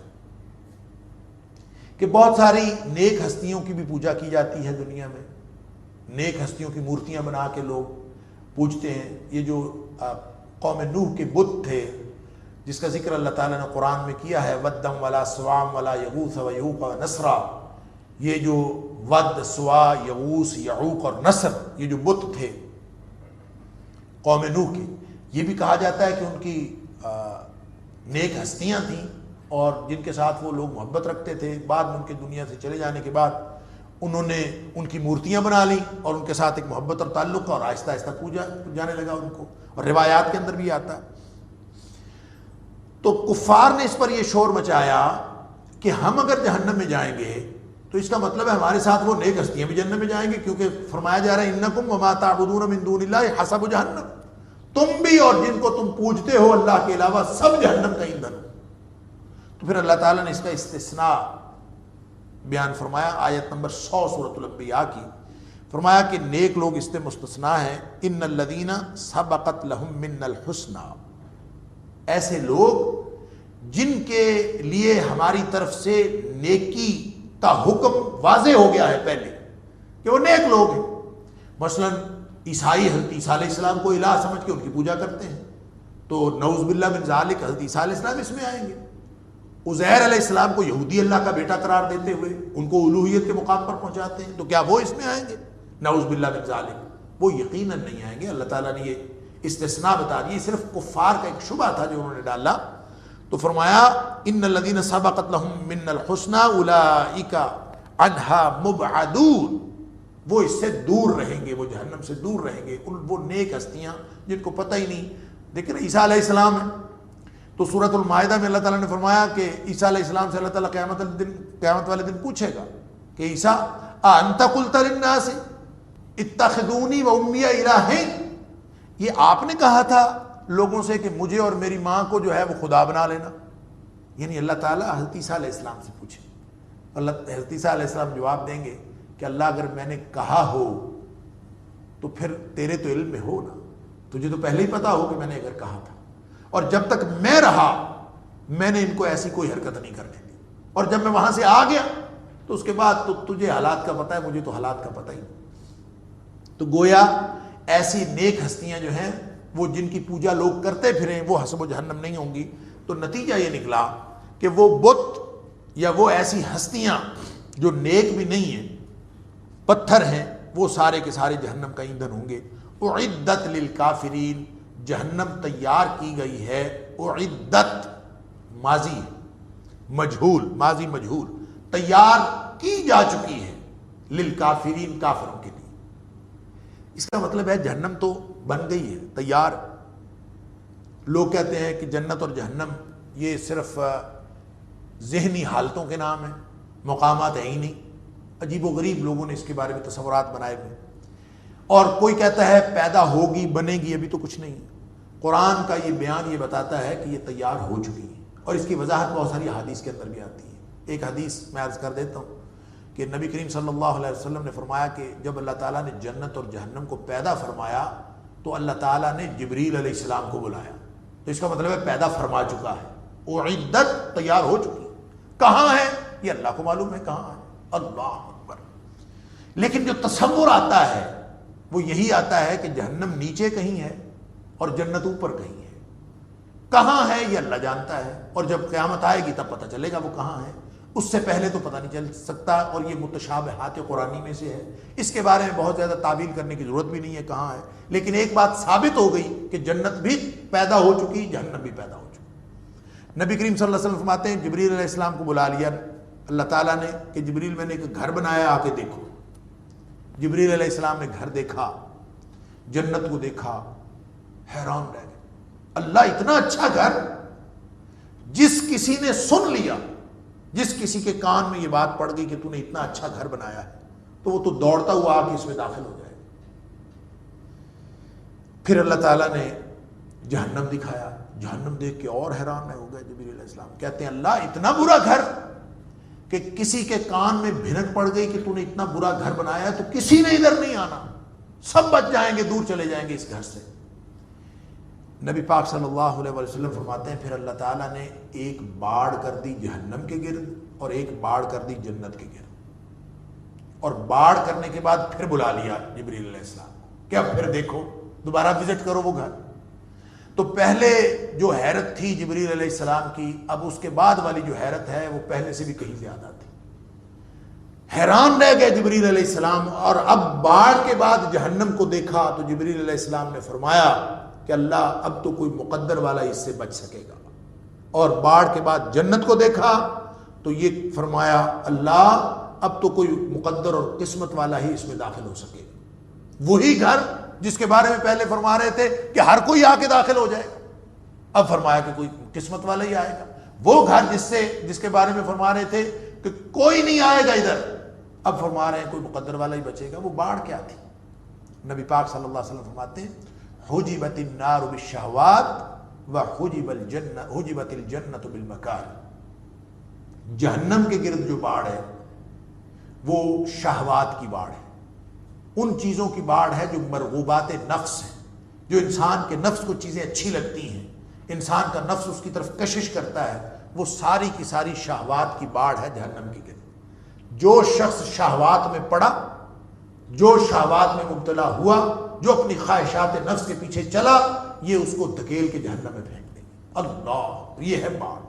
اور جنت کے گرد باڑ فرمایا وحجبت الجنت بالمکارہ، جنت کے گرد باڑ ہے ان چیزوں کی جو اللہ اور اس کے رسول صلی اللہ علیہ وسلم کے ایسے احکام جو مشکل لگتے ہیں انسان کو، انسان بالعموم ان پر جو ہے عمل کرنا ناپسند کرتا ہے، اس کو مشکل لگتا ہے۔ مکارہ، مکروہات نفس، یعنی جس چیز پر دل نہیں انسان کا تیار ہوتا، نفس تیار نہیں ہوتا کام کرنے کے لیے، کب تیار ہوتا ہے؟ یعنی عبادت کا وقت ہو، سخت سردی ہو اور بستر سے اٹھ کے نکل کے عبادت کرنا کب دل کرتا ہے؟ شدید گرمی ہو اور روزہ رکھا ہوا ہو اور مسجد بھی دور ہو، دھوپ میں چل کے جانا ہو اور پانی بھی وضو کرنے کے لیے گرم ملے، تو ایسے میں کب دل کرتا ہے بندہ ہزار دلیلیں تعویلیں ادھر ہی پڑھ لیتے ہیں، اپنے آفس میں پڑھ لیتے ہیں، گھر میں پڑھ لیتے ہیں، کتنی چیزیں ہیں اعلیٰ حاضر قیاس۔ ان چھوٹی چھوٹی چیزوں سے لے کر بڑی بڑی چیز جان تک قربان کر دینا، یہ سب کے سب مکارہ ہیں۔ اور ان مکروہات نفس تو جو اللہ اور اس کے رسول صلی اللہ علیہ وسلم کے احکام ہیں، اگر ان کی پابندی کی جائے گی تو یہ وہ باڑ ہے جو جنت کے گرد ہے، یہ انسان کو جنت میں لے جائے گی۔ نتیجہ اس حدیث سے اور اس آیت اعدت للکافرین آیت کے ان الفاظ سے یہ نکلا کہ اللہ تعالیٰ نے جنت بھی تیار کر رکھی ہے اور اللہ تعالیٰ نے جہنم بھی تیار کر رکھی ہے، یہ تیار ہو چکی ہے، سب کچھ پیدا ہو چکا۔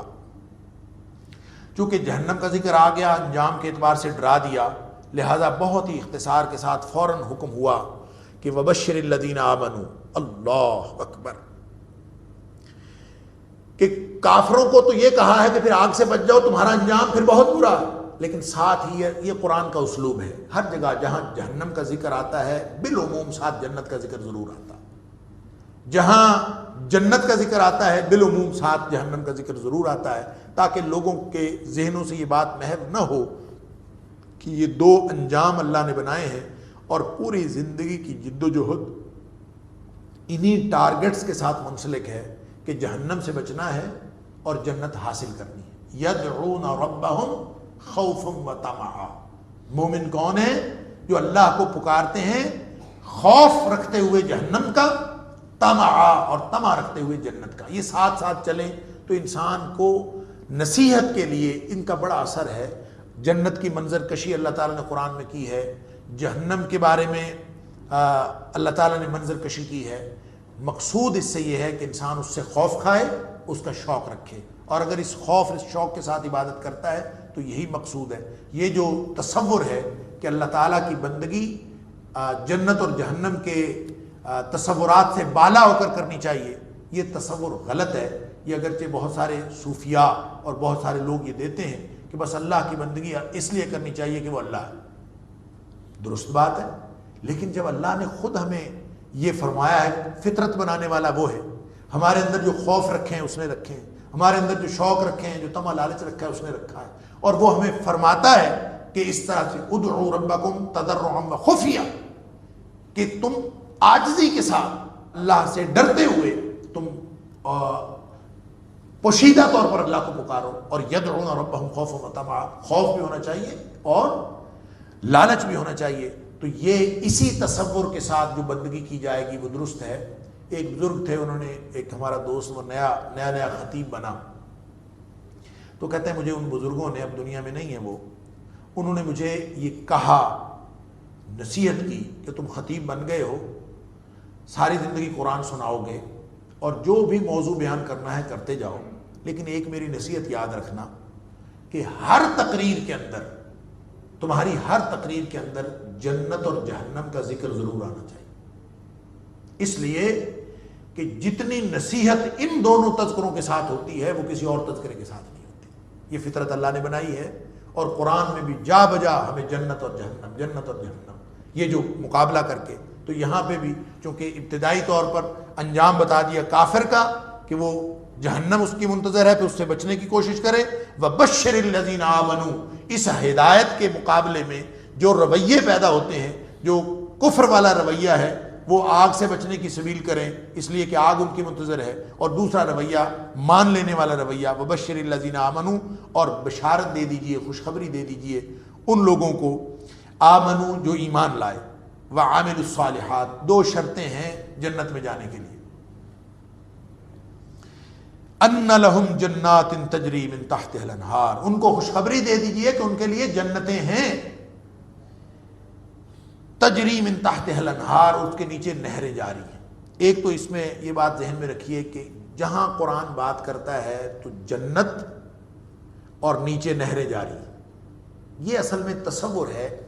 جنت کا تصور تو ہم کر ہی نہیں سکتے، وہ تو نبی پاک صلی اللہ علیہ وسلم فرما دیے، بلکہ حدیث قدسی ہے بخاری شریف کے اندر کہ نبی پاک صلی اللہ علیہ وسلم فرماتے ہیں، اللہ فرماتا ہے، اللہ تعالیٰ فرماتا ہے، اعددت لعباد الصالحین، میں نے اپنے نیک بندوں کے لیے جو جنت تیار کی ہے وہ ایسی ہے، اس کی نعمتیں ایسی ہیں، ما لا عین رأت، جو کسی آنکھ نے دیکھی نہیں، ولا اذن سمعت، کسی کان نے سنی نہیں، ولا خطر علی قلب بشر، اور نہ ہی کسی کے دل پر کبھی خیال گزرا ہے کہ وہ کیسی نعمتیں ہوں گی۔ ایسی ایسی نعمتیں اللہ تعالیٰ نے تیار کی، نعمتیں تو وہاں ایسی ہیں، لیکن یہ جو نیچے نہریں جاری ہیں یہ تصور ہے، یہ اصل میں باغ بلندی پر ہو اور نیچے نہریں جاری ہوں۔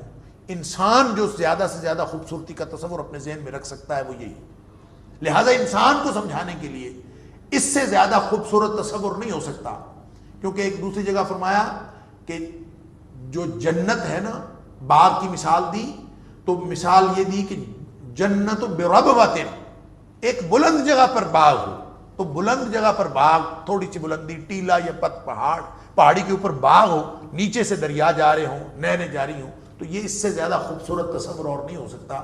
انسان اس سے زیادہ خوبصورت تصور کر نہیں سکتا، اس لیے اس کی بار بار یہ اعادہ کر کے انسان کو اٹریکٹ کرنے کی کوشش کی ہے کہ انسان اس کی طرف کشش کرے اور اس کو ذہن میں لا کر اس کا شوق اس کے دل میں پیدا ہو، وگرنہ جنت کی نعمتوں کو اپنے تصورات کے احاطے میں نہیں لایا جا سکتا۔ دوسری بات یہاں پہ جو اہم ہے وہ یہ کہ شرط لگائی ہے ایمان اور عمل صالح کی، کہ جنت صرف ایمان پر نہیں ملے گی اور جنت صرف عمل کرنے پر بھی نہیں ملے گی۔ عمل کرنا تو مطلقاً عمل تو اللہ کو چاہیے ہی نہیں، اس میں پہلی بات یہ ہے کہ لِيَبْلُوَكُمْ أَيُّكُمْ أَحْسَنُ عَمَلًا، کثرت عمل کا یہ امتحان ہی نہیں ہے کہ کون عمل زیادہ کرتا ہے، بلکہ فرمایا امتحان یہ ہے کہ کون عمل اچھے کرتا ہے۔ حسن عمل کا امتحان ہے، اچھا عمل۔ یہاں پہ فرمایا عامل الصالحات، بار بار قرآن میں آمنوا وعملوا الصالحات، آمنوا وعملوا الصالحات۔ یہ جو عامل الصالحات ہے، یہاں عمل صالح، وہاں حسن عمل۔ بہترین عمل کیا ہوتا ہے اور عمل صالح کیا ہوتا ہے؟ صرف عمل کرنا نہیں ہے بھائی۔ لوگ محنت کرتے ہیں، ساری زندگی محنت کرتے ہیں، ہو سکتا ہے ان کی محنت ضائع ہو جائے۔ قل هل ننبئكم بالاخسرین اعمالا الذین ضل سعیهم فی الحیاۃ الدنیا وهم یحسبون انهم یحسنون صنعا۔ اے حبیب صلی اللہ علیہ وسلم اعلان فرما دیجئے، سورہ کہف کے اللہ تعالیٰ فرمان اعلان فرمائیے کہ کیا میں تمہیں بتاؤں کہ گھاٹا پانے والے اصل لوگ کون ہیں؟ فرمایا یہ وہ لوگ ہیں الذین ضل سعیهم، جن کی ساری زندگی کی محنت ضائع گئی، فی الحیات الدنیا، دنیاوی زندگی میں۔ اس کے دو مفاہیم ہیں، ایک مفہوم تو یہ ہے کہ ان کی ساری محنت دنیا کی زندگی بہتر بنانے کے لیے تھی، دنیا کو ترجیح بنا کے انہوں نے ساری محنت لگا دی، وہ ضائع ہو گئی۔ دوسرا اس کا مطلب یہ ہے کہ دنیا میں جتنی محنت انہوں نے کی دنیا میں رہتے ہوئے، کیونکہ ساری محنت تو دنیا میں رہ گئی، اسی پر فیصلہ ہونا ہے، تو دنیا میں جتنی محنت کی وہ ساری کی ساری محنت ضائع ہو گئی۔ اور اصل خوفناک صورتحال یہ ہے کہ وَهُمْ يَحْسَبُونَ أَنَّهُمْ يُحْسِنُونَ صُنْعًا، ہر شخص یہ سمجھتا ہے کہ میرے سے اچھا عمل کون کر رہا۔ وَهُمْ يَحْسَبُونَ، گمان یہ کرتے رہے ساری زندگی، أَنَّهُمْ يُحْسِنُونَ صُنْعًا، کہ وہ بہترین عمل کر رہے ہیں۔ انسان ساری زندگی یہ سمجھ رہا ہو کہ میں بہترین عمل کر رہا ہوں، میں عمل صالح کر رہا ہوں، میں حسن عمل کر رہا ہوں، میں اپنے آپ کو انسان بہترین سمجھ رہا ہو، لیکن اس وقت پتہ چلے جب انسان کی موت آئے گی کہ ساری زندگی کی محنت ضائع گئی، اس سے بڑا خسارہ اور کیا ہو سکتا ہے؟ اللہ اکبر۔ هل اتاک حدیث الغاشیہ وجوہ یومئذ خاشعہ، کیا تجھے قیامت کی خبر نہیں ملی جس دن بہت سارے چہرے ڈرے ہوئے ہوں گے، عاملۃ ناصبہ، محنت کر کر کے تھکے ہوئے ہوں گے، تصلی نارا حامیہ، لیکن وہ دہکتی ہوئی آگ میں ڈالے جائیں گے۔ اللہ اکبر۔ اس کا مطلب یہ ہے کہ صرف عمل نہیں چاہیے اللہ کو، عمل صالح چاہیے، صرف محنت نہیں چاہیے، وہ محنت چاہیے جو حسن عمل کی محنت ہے۔ وہ اگر کوئی شخص محنت کرے گا تو اگر کام اچھا ہو اور عمل صالح ہو تو اللہ نے کثرت عمل کا تو مطالبہ ہی نہیں کیا۔ نبی پاک صلی اللہ علیہ وسلم فرمایا خیر الاعمال ادومها، یا افضل الاعمال ادومها وان قل، بہترین عمل وہ ہے جو ہمیشہ کیا جائے، انسان کی زندگی کے اندر شامل ہو جائے، انسان کے معمولات کا حصہ بن جائے، وان قل، چاہے وہ تھوڑا ہو، ہمیشہ انسان کرتا رہے۔ یہ نہیں ہے کہ رمضان آیا نیکیاں کر لی بہت اور رمضان گزر گیا بس پھر کہانی ختم، ایسا نہیں، بلکہ ہمیشہ زندگی کا معمول بنا لینا، اپنی زندگی میں داخل کر لینا، یہ اللہ کو مطلوب اور مقصود۔ اب یہ حسن عمل اور صالح عمل کیا ہے؟ جو قرآن و سنت سے اس کے بے شمار دلائل ہیں، میں کچھ آپ کے سامنے عرض کروں گا۔ اس سے جو بات سمجھ آتی ہے کہ دو خصوصیات رکھنے والا عمل صالح عمل ہوتا ہے، جس کے اندر دو خوبیاں ہوں وہ عمل صالح عمل ہوتا ہے۔ اور اگر ان دو خوبیوں والے عمل کو کوئی شخص اپناتا ہے تو وہ انشاءاللہ صالح عمل والا انسان ہوگا، اور ایسا شخص اس کے پاس اگر ایمان ہے تو اللہ تعالیٰ نے اس کے لیے جنت کی گارنٹی دی ہے۔ وہ دو خوبیاں یہ ہیں، اس میں پہلی خوبی یہ ہے کہ وہ کام اللہ کی رضا کے لیے ہو، کوئی اور مقصد اس کے اندر کار فرما نہ ہو، ایک مقصد کہ میرا اللہ راضی ہو جائے، مقصد اس کا یہ ہونا چاہیے۔ اور الا ابتغاء وجہ ربہ الاعلی، اپنے رب کی رضامندی چاہنے کے لیے اور رضامندی تلاش کرنے کے لیے وہ زندگی میں ہر کام صرف اس لیے کرتا ہے کہ اللہ راضی ہو جائے، اللہ کی رضامندی چاہنے کے لیے. یہ ایک پہلی شرط ہے. اور دوسری شرط یہ ہے کہ وہ عمل طریقے کے اعتبار سے نبی کریم صلی اللہ علیہ وسلم کی سنت کے مطابق ہو. اگر طریقہ اپنا ہوا، یعنی ایک شرط مفقود ہو گئی، طریقہ اپنا بنا لیا لیکن کام اللہ کے لیے کر رہا، پھر بھی وہ عمل اللہ کے ہاں قابل قبول نہیں. اور اگر وہ طریقہ نبی کریم صلی اللہ علیہ وسلم کا اپنا رہا ہے لیکن مقصد کوئی اور ہے، تو پھر بھی اللہ کے ہاں وہ قابل قبول نہیں. خالص عمل اللہ کے لیے. وگرنہ درمیان میں کوئی بھی، بعض اوقات انسان ایک ہی کام میں دو مقاصد شامل کر لیتے ہیں. تو ایک حدیث ہے ترمذی شریف کے اندر، وہ اس کی وضاحت کرتی ہے کہ ایک شخص آیا نبی کریم صلی اللہ علیہ وسلم کے پاس. حضرت ابو امامہ باہلی رضی اللہ تعالی عنہ اس کے راوی ہیں. وہ فرماتے ہیں کہ نبی پاک صلی اللہ علیہ وسلم کے پاس ایک شخص آیا، آ کے کہتا ہے اللہ کے رسول صلی اللہ علیہ وسلم، اور آئیت رجلا، کیا آپ کا خیال ہے اس شخص کے بارے میں، غزا یلتمس الاجر والذکر، اس شخص کے بارے میں آپ کا کیا خیال ہے کہ جو جہاد کرتا ہے، لڑا جا کے وہ شخص، یلتمس الاجر، اصل مقصد اس کا اجر لینا ہے اللہ سے، اور اجر لینے کے لیے وہ کر رہا ہے، لیکن والذکر، تھوڑا سا اس کا خیال یہ بھی ہے کہ تھوڑا سا نام بھی اس کا نکل جائے، نام و نمود ہو جائے، اور لوگ جو ہیں اس کا نام لیں کہ ہاں جی اس نے بڑی بہادری جو ہے دکھائی ہے.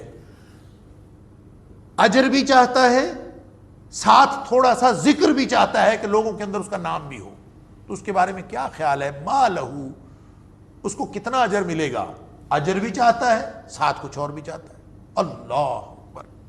نبی کریم صلی اللہ علیہ وسلم نے فرمایا لا شیء لہ لا شیء لہ لا شیء لہ، 3 مرات نبی کریم صلی اللہ علیہ وسلم نے 3 دفعہ فرمایا. حالانکہ سوال تو اتنا تھا کہ اس کے لیے کیا ہے، آپ فرما دیتے کچھ نہیں. 3 دفعہ دہرایا، اس کے لیے کچھ بھی نہیں ہے، اس کے لیے ککھ بھی نہیں ہے، اس کے لیے کوئی چیز نہیں. پھر آپ نے اصول بتایا. اصول یہ ہے ان اللہ تعالی لا يقبل من العمل، اللہ تعالیٰ کوئی عمل قبول نہیں کرتا الا ما کان خالصا، سوائے اس عمل کے جو خالص اللہ کا ہو، وابتغی بہ وجہہ، اور جس میں سوائے اللہ کی رضامندی کے اور کچھ نہ چاہا جائے اور کچھ تلاش نہ کیا جائے. اگر ایسا عمل ہوگا تو وہ اللہ کو پسند ہے. اگر اس میں کچھ بھی درمیان میں ملاوٹ ہو گئی تو وہ عمل اللہ کو پسند نہیں. تو پہلی شرط یہ کہ وہ عمل اللہ کے لیے ہو.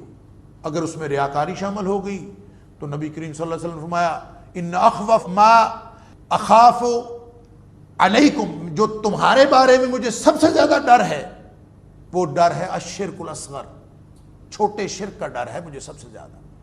صحابہ کہتے ہیں اللہ کے رسول صلی اللہ علیہ وسلم ما الشرک الاصغر، شرک اصغر کیا ہے؟ فرمایا الریا، وہ ہے دکھلاوا، کہ لوگوں کو دکھلاوے کے لیے کام کرنا. اللہ اکبر. فرمایا یقول اللہ تعالی لہم یوم القیامہ، ایسے جو لوگ دکھلاوے کے لیے، ریاکاری کے لیے کام کرتے ہیں اور مقاصد کے لیے. ریاکاری کا مطلب صرف یہ نہیں ہوتا کہ وہ صرف شو آف کرنے کے لیے کر رہا ہو، کوئی بھی اور مقصد سوائے اللہ کی رضا کے کوئی بھی اور مقصد اس کے پیچھے ہو. تو فرمایا اللہ تعالیٰ قیامت کے دن کہہ دے گا، یقول اللہ تعالی لہم یوم القیامہ اذا جزی الناس اعمالہم، جب لوگوں کے اعمال کی جزا دی جا رہی ہوگی تو اللہ تعالیٰ ان ریاکاروں کو کہہ دے گا جو اللہ کو راضی کرنے کا مقصد نہیں رکھتے تھے اپنے اعمال میں، دیگر مقاصد رکھتے تھے. اللہ تعالیٰ ان کو قیامت کے دن کہہ دے گا اذهبوا، اللہ اکبر، کہ جاؤ ذرا ان لوگوں کی طرف جن لوگوں کو تم اذهبوا الى الذين كنتم تراؤون في الدنيا، ان لوگوں کی طرف جاؤ جن کو تم دنیا میں دکھاتے تھے، جن کے لیے تم عمل کرتے تھے، ان کے پاس جاؤ. فانظروا هل تجدون عندهم جزاء، اور جا کے ان سے جزا لینے کی کوشش کرو کہ کیا تمہارے لیے ان کے پاس کوئی بدلہ ہے، کوئی جزا ہے. میرے پاس تو تمہارے لیے کوئی جزا نہیں. اللہ تعالیٰ نے ایسے عمل کا بالکل اللہ تعالیٰ نے اس سے برات کا اظہار کر دینا. لہٰذا پہلی بات اللہ کریم کی رضامندی کے حصول کے لیے یہ مقصد رکھنا، وہ عمل صالح. اور دوسری خصوصیت طریقہ نبی کریم صلی اللہ علیہ وآلہ وسلم کا، فرمایا کل امتی یدخلون الجنہ، میرا ہر امتی جنت میں داخل ہو جائے، الا من ابا، سوائے اس کے کہ جس نے خود جنت میں داخل ہونے سے انکار کر دیا۔ صحابی پوچھتا ہے ومن یابا یا رسول اللہ صلی اللہ علیہ وسلم، اللہ کے رسول جنت میں جانے سے کون انکار کرتا ہے؟ فرمایا سیدھی سیدھی بات ہے، من اطاعنی فدخل الجنہ، جو میرا حکم مانے میری اطاعت کرے وہ جنت میں داخل ہو گیا، ومن عصانی، اور جس نے میری نافرمانی کی، فقد ابا، وہ ایسے ہی ہے جیسے اس نے جنت میں جانے سے انکار کر دیا، بخاری شریف کی حدیث۔ اور قرآن کا یہ فرمان کہ ایک تو ان الدین عند اللہ الاسلام، اسلام کے ماننے والے اور اسلام پر عمل کرنے والے، جو دین اسلام کا عمل ہے وہ قابل قبول ہے۔ وَمَن يَبْتَغِ غَيْرَ الْإِسْلَامِ دِينًا فَلَن يُقْبَلَ مِنْهُ، اور جو ایسا کوئی کام کرتا ہے جو اسلام والا نہیں ہے تو وہ اللہ کے ہاں قبول نہیں ہوگا۔ اسلام والا کام کون سا ہے؟ اسلام والا کام وہ ہے جو نبی کریم صلی اللہ علیہ وآلہ وسلم نے سکھا دیا صحابہ کرام کو، اور صحابہ کرام کو سکھا کے نبی کریم صلی اللہ علیہ وسلم اس دنیا سے تشریف لے گئے، اور وہ دین صحابہ کرام کے سپرد کر گئے، اور بتا دیا کہ فَلْيُبَلِّغِ الشَّاهِدُ الْغَائِبَ، کہ جو موجود ہیں آج وہ اس شخص تک پہنچا دیں جو موجود نہیں۔ وہ ہے دین، اور وہ ہے اسلام، وہ ہے اللہ کے ہاں جو قبول ہونا ہے۔ پھر نبی پاک صلی اللہ علیہ وسلم نے وضاحت کر دی کہ من احدث فی امرنا ھذا ما لیس منہ، جس نے، یہ دین تو مکمل سامنے ہے، اگر کسی نے اس دین کے اندر کوئی نئی بات پیدا کی جو اس میں پہلے نہیں تھی، فہو رد، وہ ریجیکٹڈ ہے، وہ اللہ کے ہاں قبول نہیں ہوگی۔ پھر اس کی وضاحت فرمائی من عامل عملا، جس نے ایک بھی عمل کیا، کوئی ایک عمل، لیس علیہ امرنا، اس پر ہماری مہر نہیں ہے، ہمارا حکم نہیں ہے اس پر، نبی کریم صلی اللہ علیہ وسلم نے اس کے لیے کوئی حکم نہیں فرمایا۔ کوئی شخص اپنی مرضی سے کوئی عمل کرتا ہے، نبی پاک صلی اللہ علیہ وسلم کی، مدینے والے کی اس پر مہر نہیں ہے، فرمایا فہو رد، یہ پیمانہ ہے، لقد کان لکم فی رسول اللہ اسوۃ حسنہ، نمونہ ہے نبی کریم صلی اللہ علیہ وسلم، آئیڈیل ہے نبی پاک صلی اللہ علیہ وسلم۔ اب کوئی بھی عمل وہ نیک عمل کہلائے گا جس پر مدینے والے کا حکم موجود ہے، اور ہر وہ عمل غیر صالح عمل ہے جس پر مدینے والے کی مہر نہیں۔ طریقہ نبی پاک صلی اللہ علیہ وسلم والا اور خالص اللہ کے لیے، یہ دو شرائط ہیں، اگر یہ موجود ہوں گی تو انشاءاللہ وہ عمل صالح عمل ہے، اور ایسے اعمال کرنے والے وہی جنت میں جائیں گے۔ اور اگر یہ دو شرائط موجود نہیں ہوں گی تو پھر اللہ کے ہاں وہ عمل قابل قبول نہیں ہے، اور جب وہ قابل قبول ہی نہیں، اللہ اکبر، تو پھر جنت کیسے مل سکتی ہے؟ عمل کرتے رہیں، زندگی لگا دیں، لیکن عمل غیر صالح ہو۔ تو پیمانہ اور معیار ہمارے پاس یہ ہے صالح عمل کا، کوئی ضرورت نہیں ایک دوسرے سے پوچھنے کی، کوئی ضرورت نہیں ایک دوسرے کو معیار بنانے کی، اور معیار بنائیں تو ہم نبی کریم صلی اللہ علیہ وآلہ وسلم کو معیار بنائیں۔ ہر وہ چیز درست ہے جس پر مدینے والے کی مہر موجود ہے، ہر وہ چیز غیر درست ہے۔ اب دین اسلام تو وہ ہے، اب اس کے علاوہ اگر کوئی شخص کام کر رہا ہے جس پر مدینے والے کی مہر نہیں ہے، صحابہ کرام نے ویسے کیا نہیں ہے، اور 1 صدی تقریباً صحابہ کرام کا دور گزرا ہے، 1 صدی، نبی کریم صلی اللہ علیہ وسلم 11 ہجری میں اس دنیا سے تشریف لے گئے، اور 110 ہجری میں جا کے آخری صحابی کا انتقال ہوا ہے، حضرت طفیل رضی اللہ تعالیٰ عنہ۔ تو یہ 110 ہجری تک 100 سال تقریباً جو کام نہیں ہوا، جو دین میں شامل نہیں تھا، اس کے بعد اگر کوئی شامل ہو گیا، اللہ اکبر، تو اس کو دین نہیں کہا جا سکتا۔ وہ اس کا آپ نام جو مرضی رکھ لیں، میں اکثر کہا کرتا ہوں اس کو معاشرتی روایت کہہ لیں، اپنا رواج کہہ لیں، اپنا ذوق کہہ لیں، اپنا شوق کہہ لیں، اس کا جو بھی نام رکھنا ہے رکھ لیں، لیکن اس کا نام دین نہیں ہے۔ اور اگر وہ دین نہیں ہے تو وہ اللہ کے ہاں قابل قبول بھی نہیں ہے۔ اللہ کے ہاں قابل قبول دین ہے، وَمَن يَبْتَغِ غَيْرَ الْإِسْلَامِ دِينًا فَلَن يُقْبَلَ مِنْهُ، اللہ کے ہاں قبول نہیں ہونا، وہ قبول ہونا ہے۔ اور دین کے لیے اتھارٹی نہ آپ ہیں، نہ میں ہوں، نہ میرا کوئی بڑا ہے، نہ آپ کا کوئی بڑا ہے۔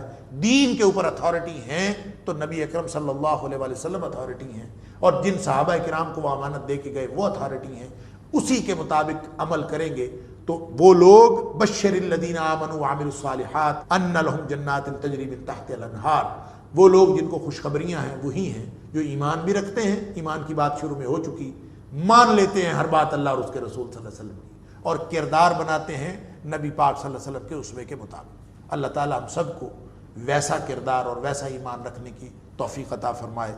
وآخر دعوانا الحمد للہ رب العالمین۔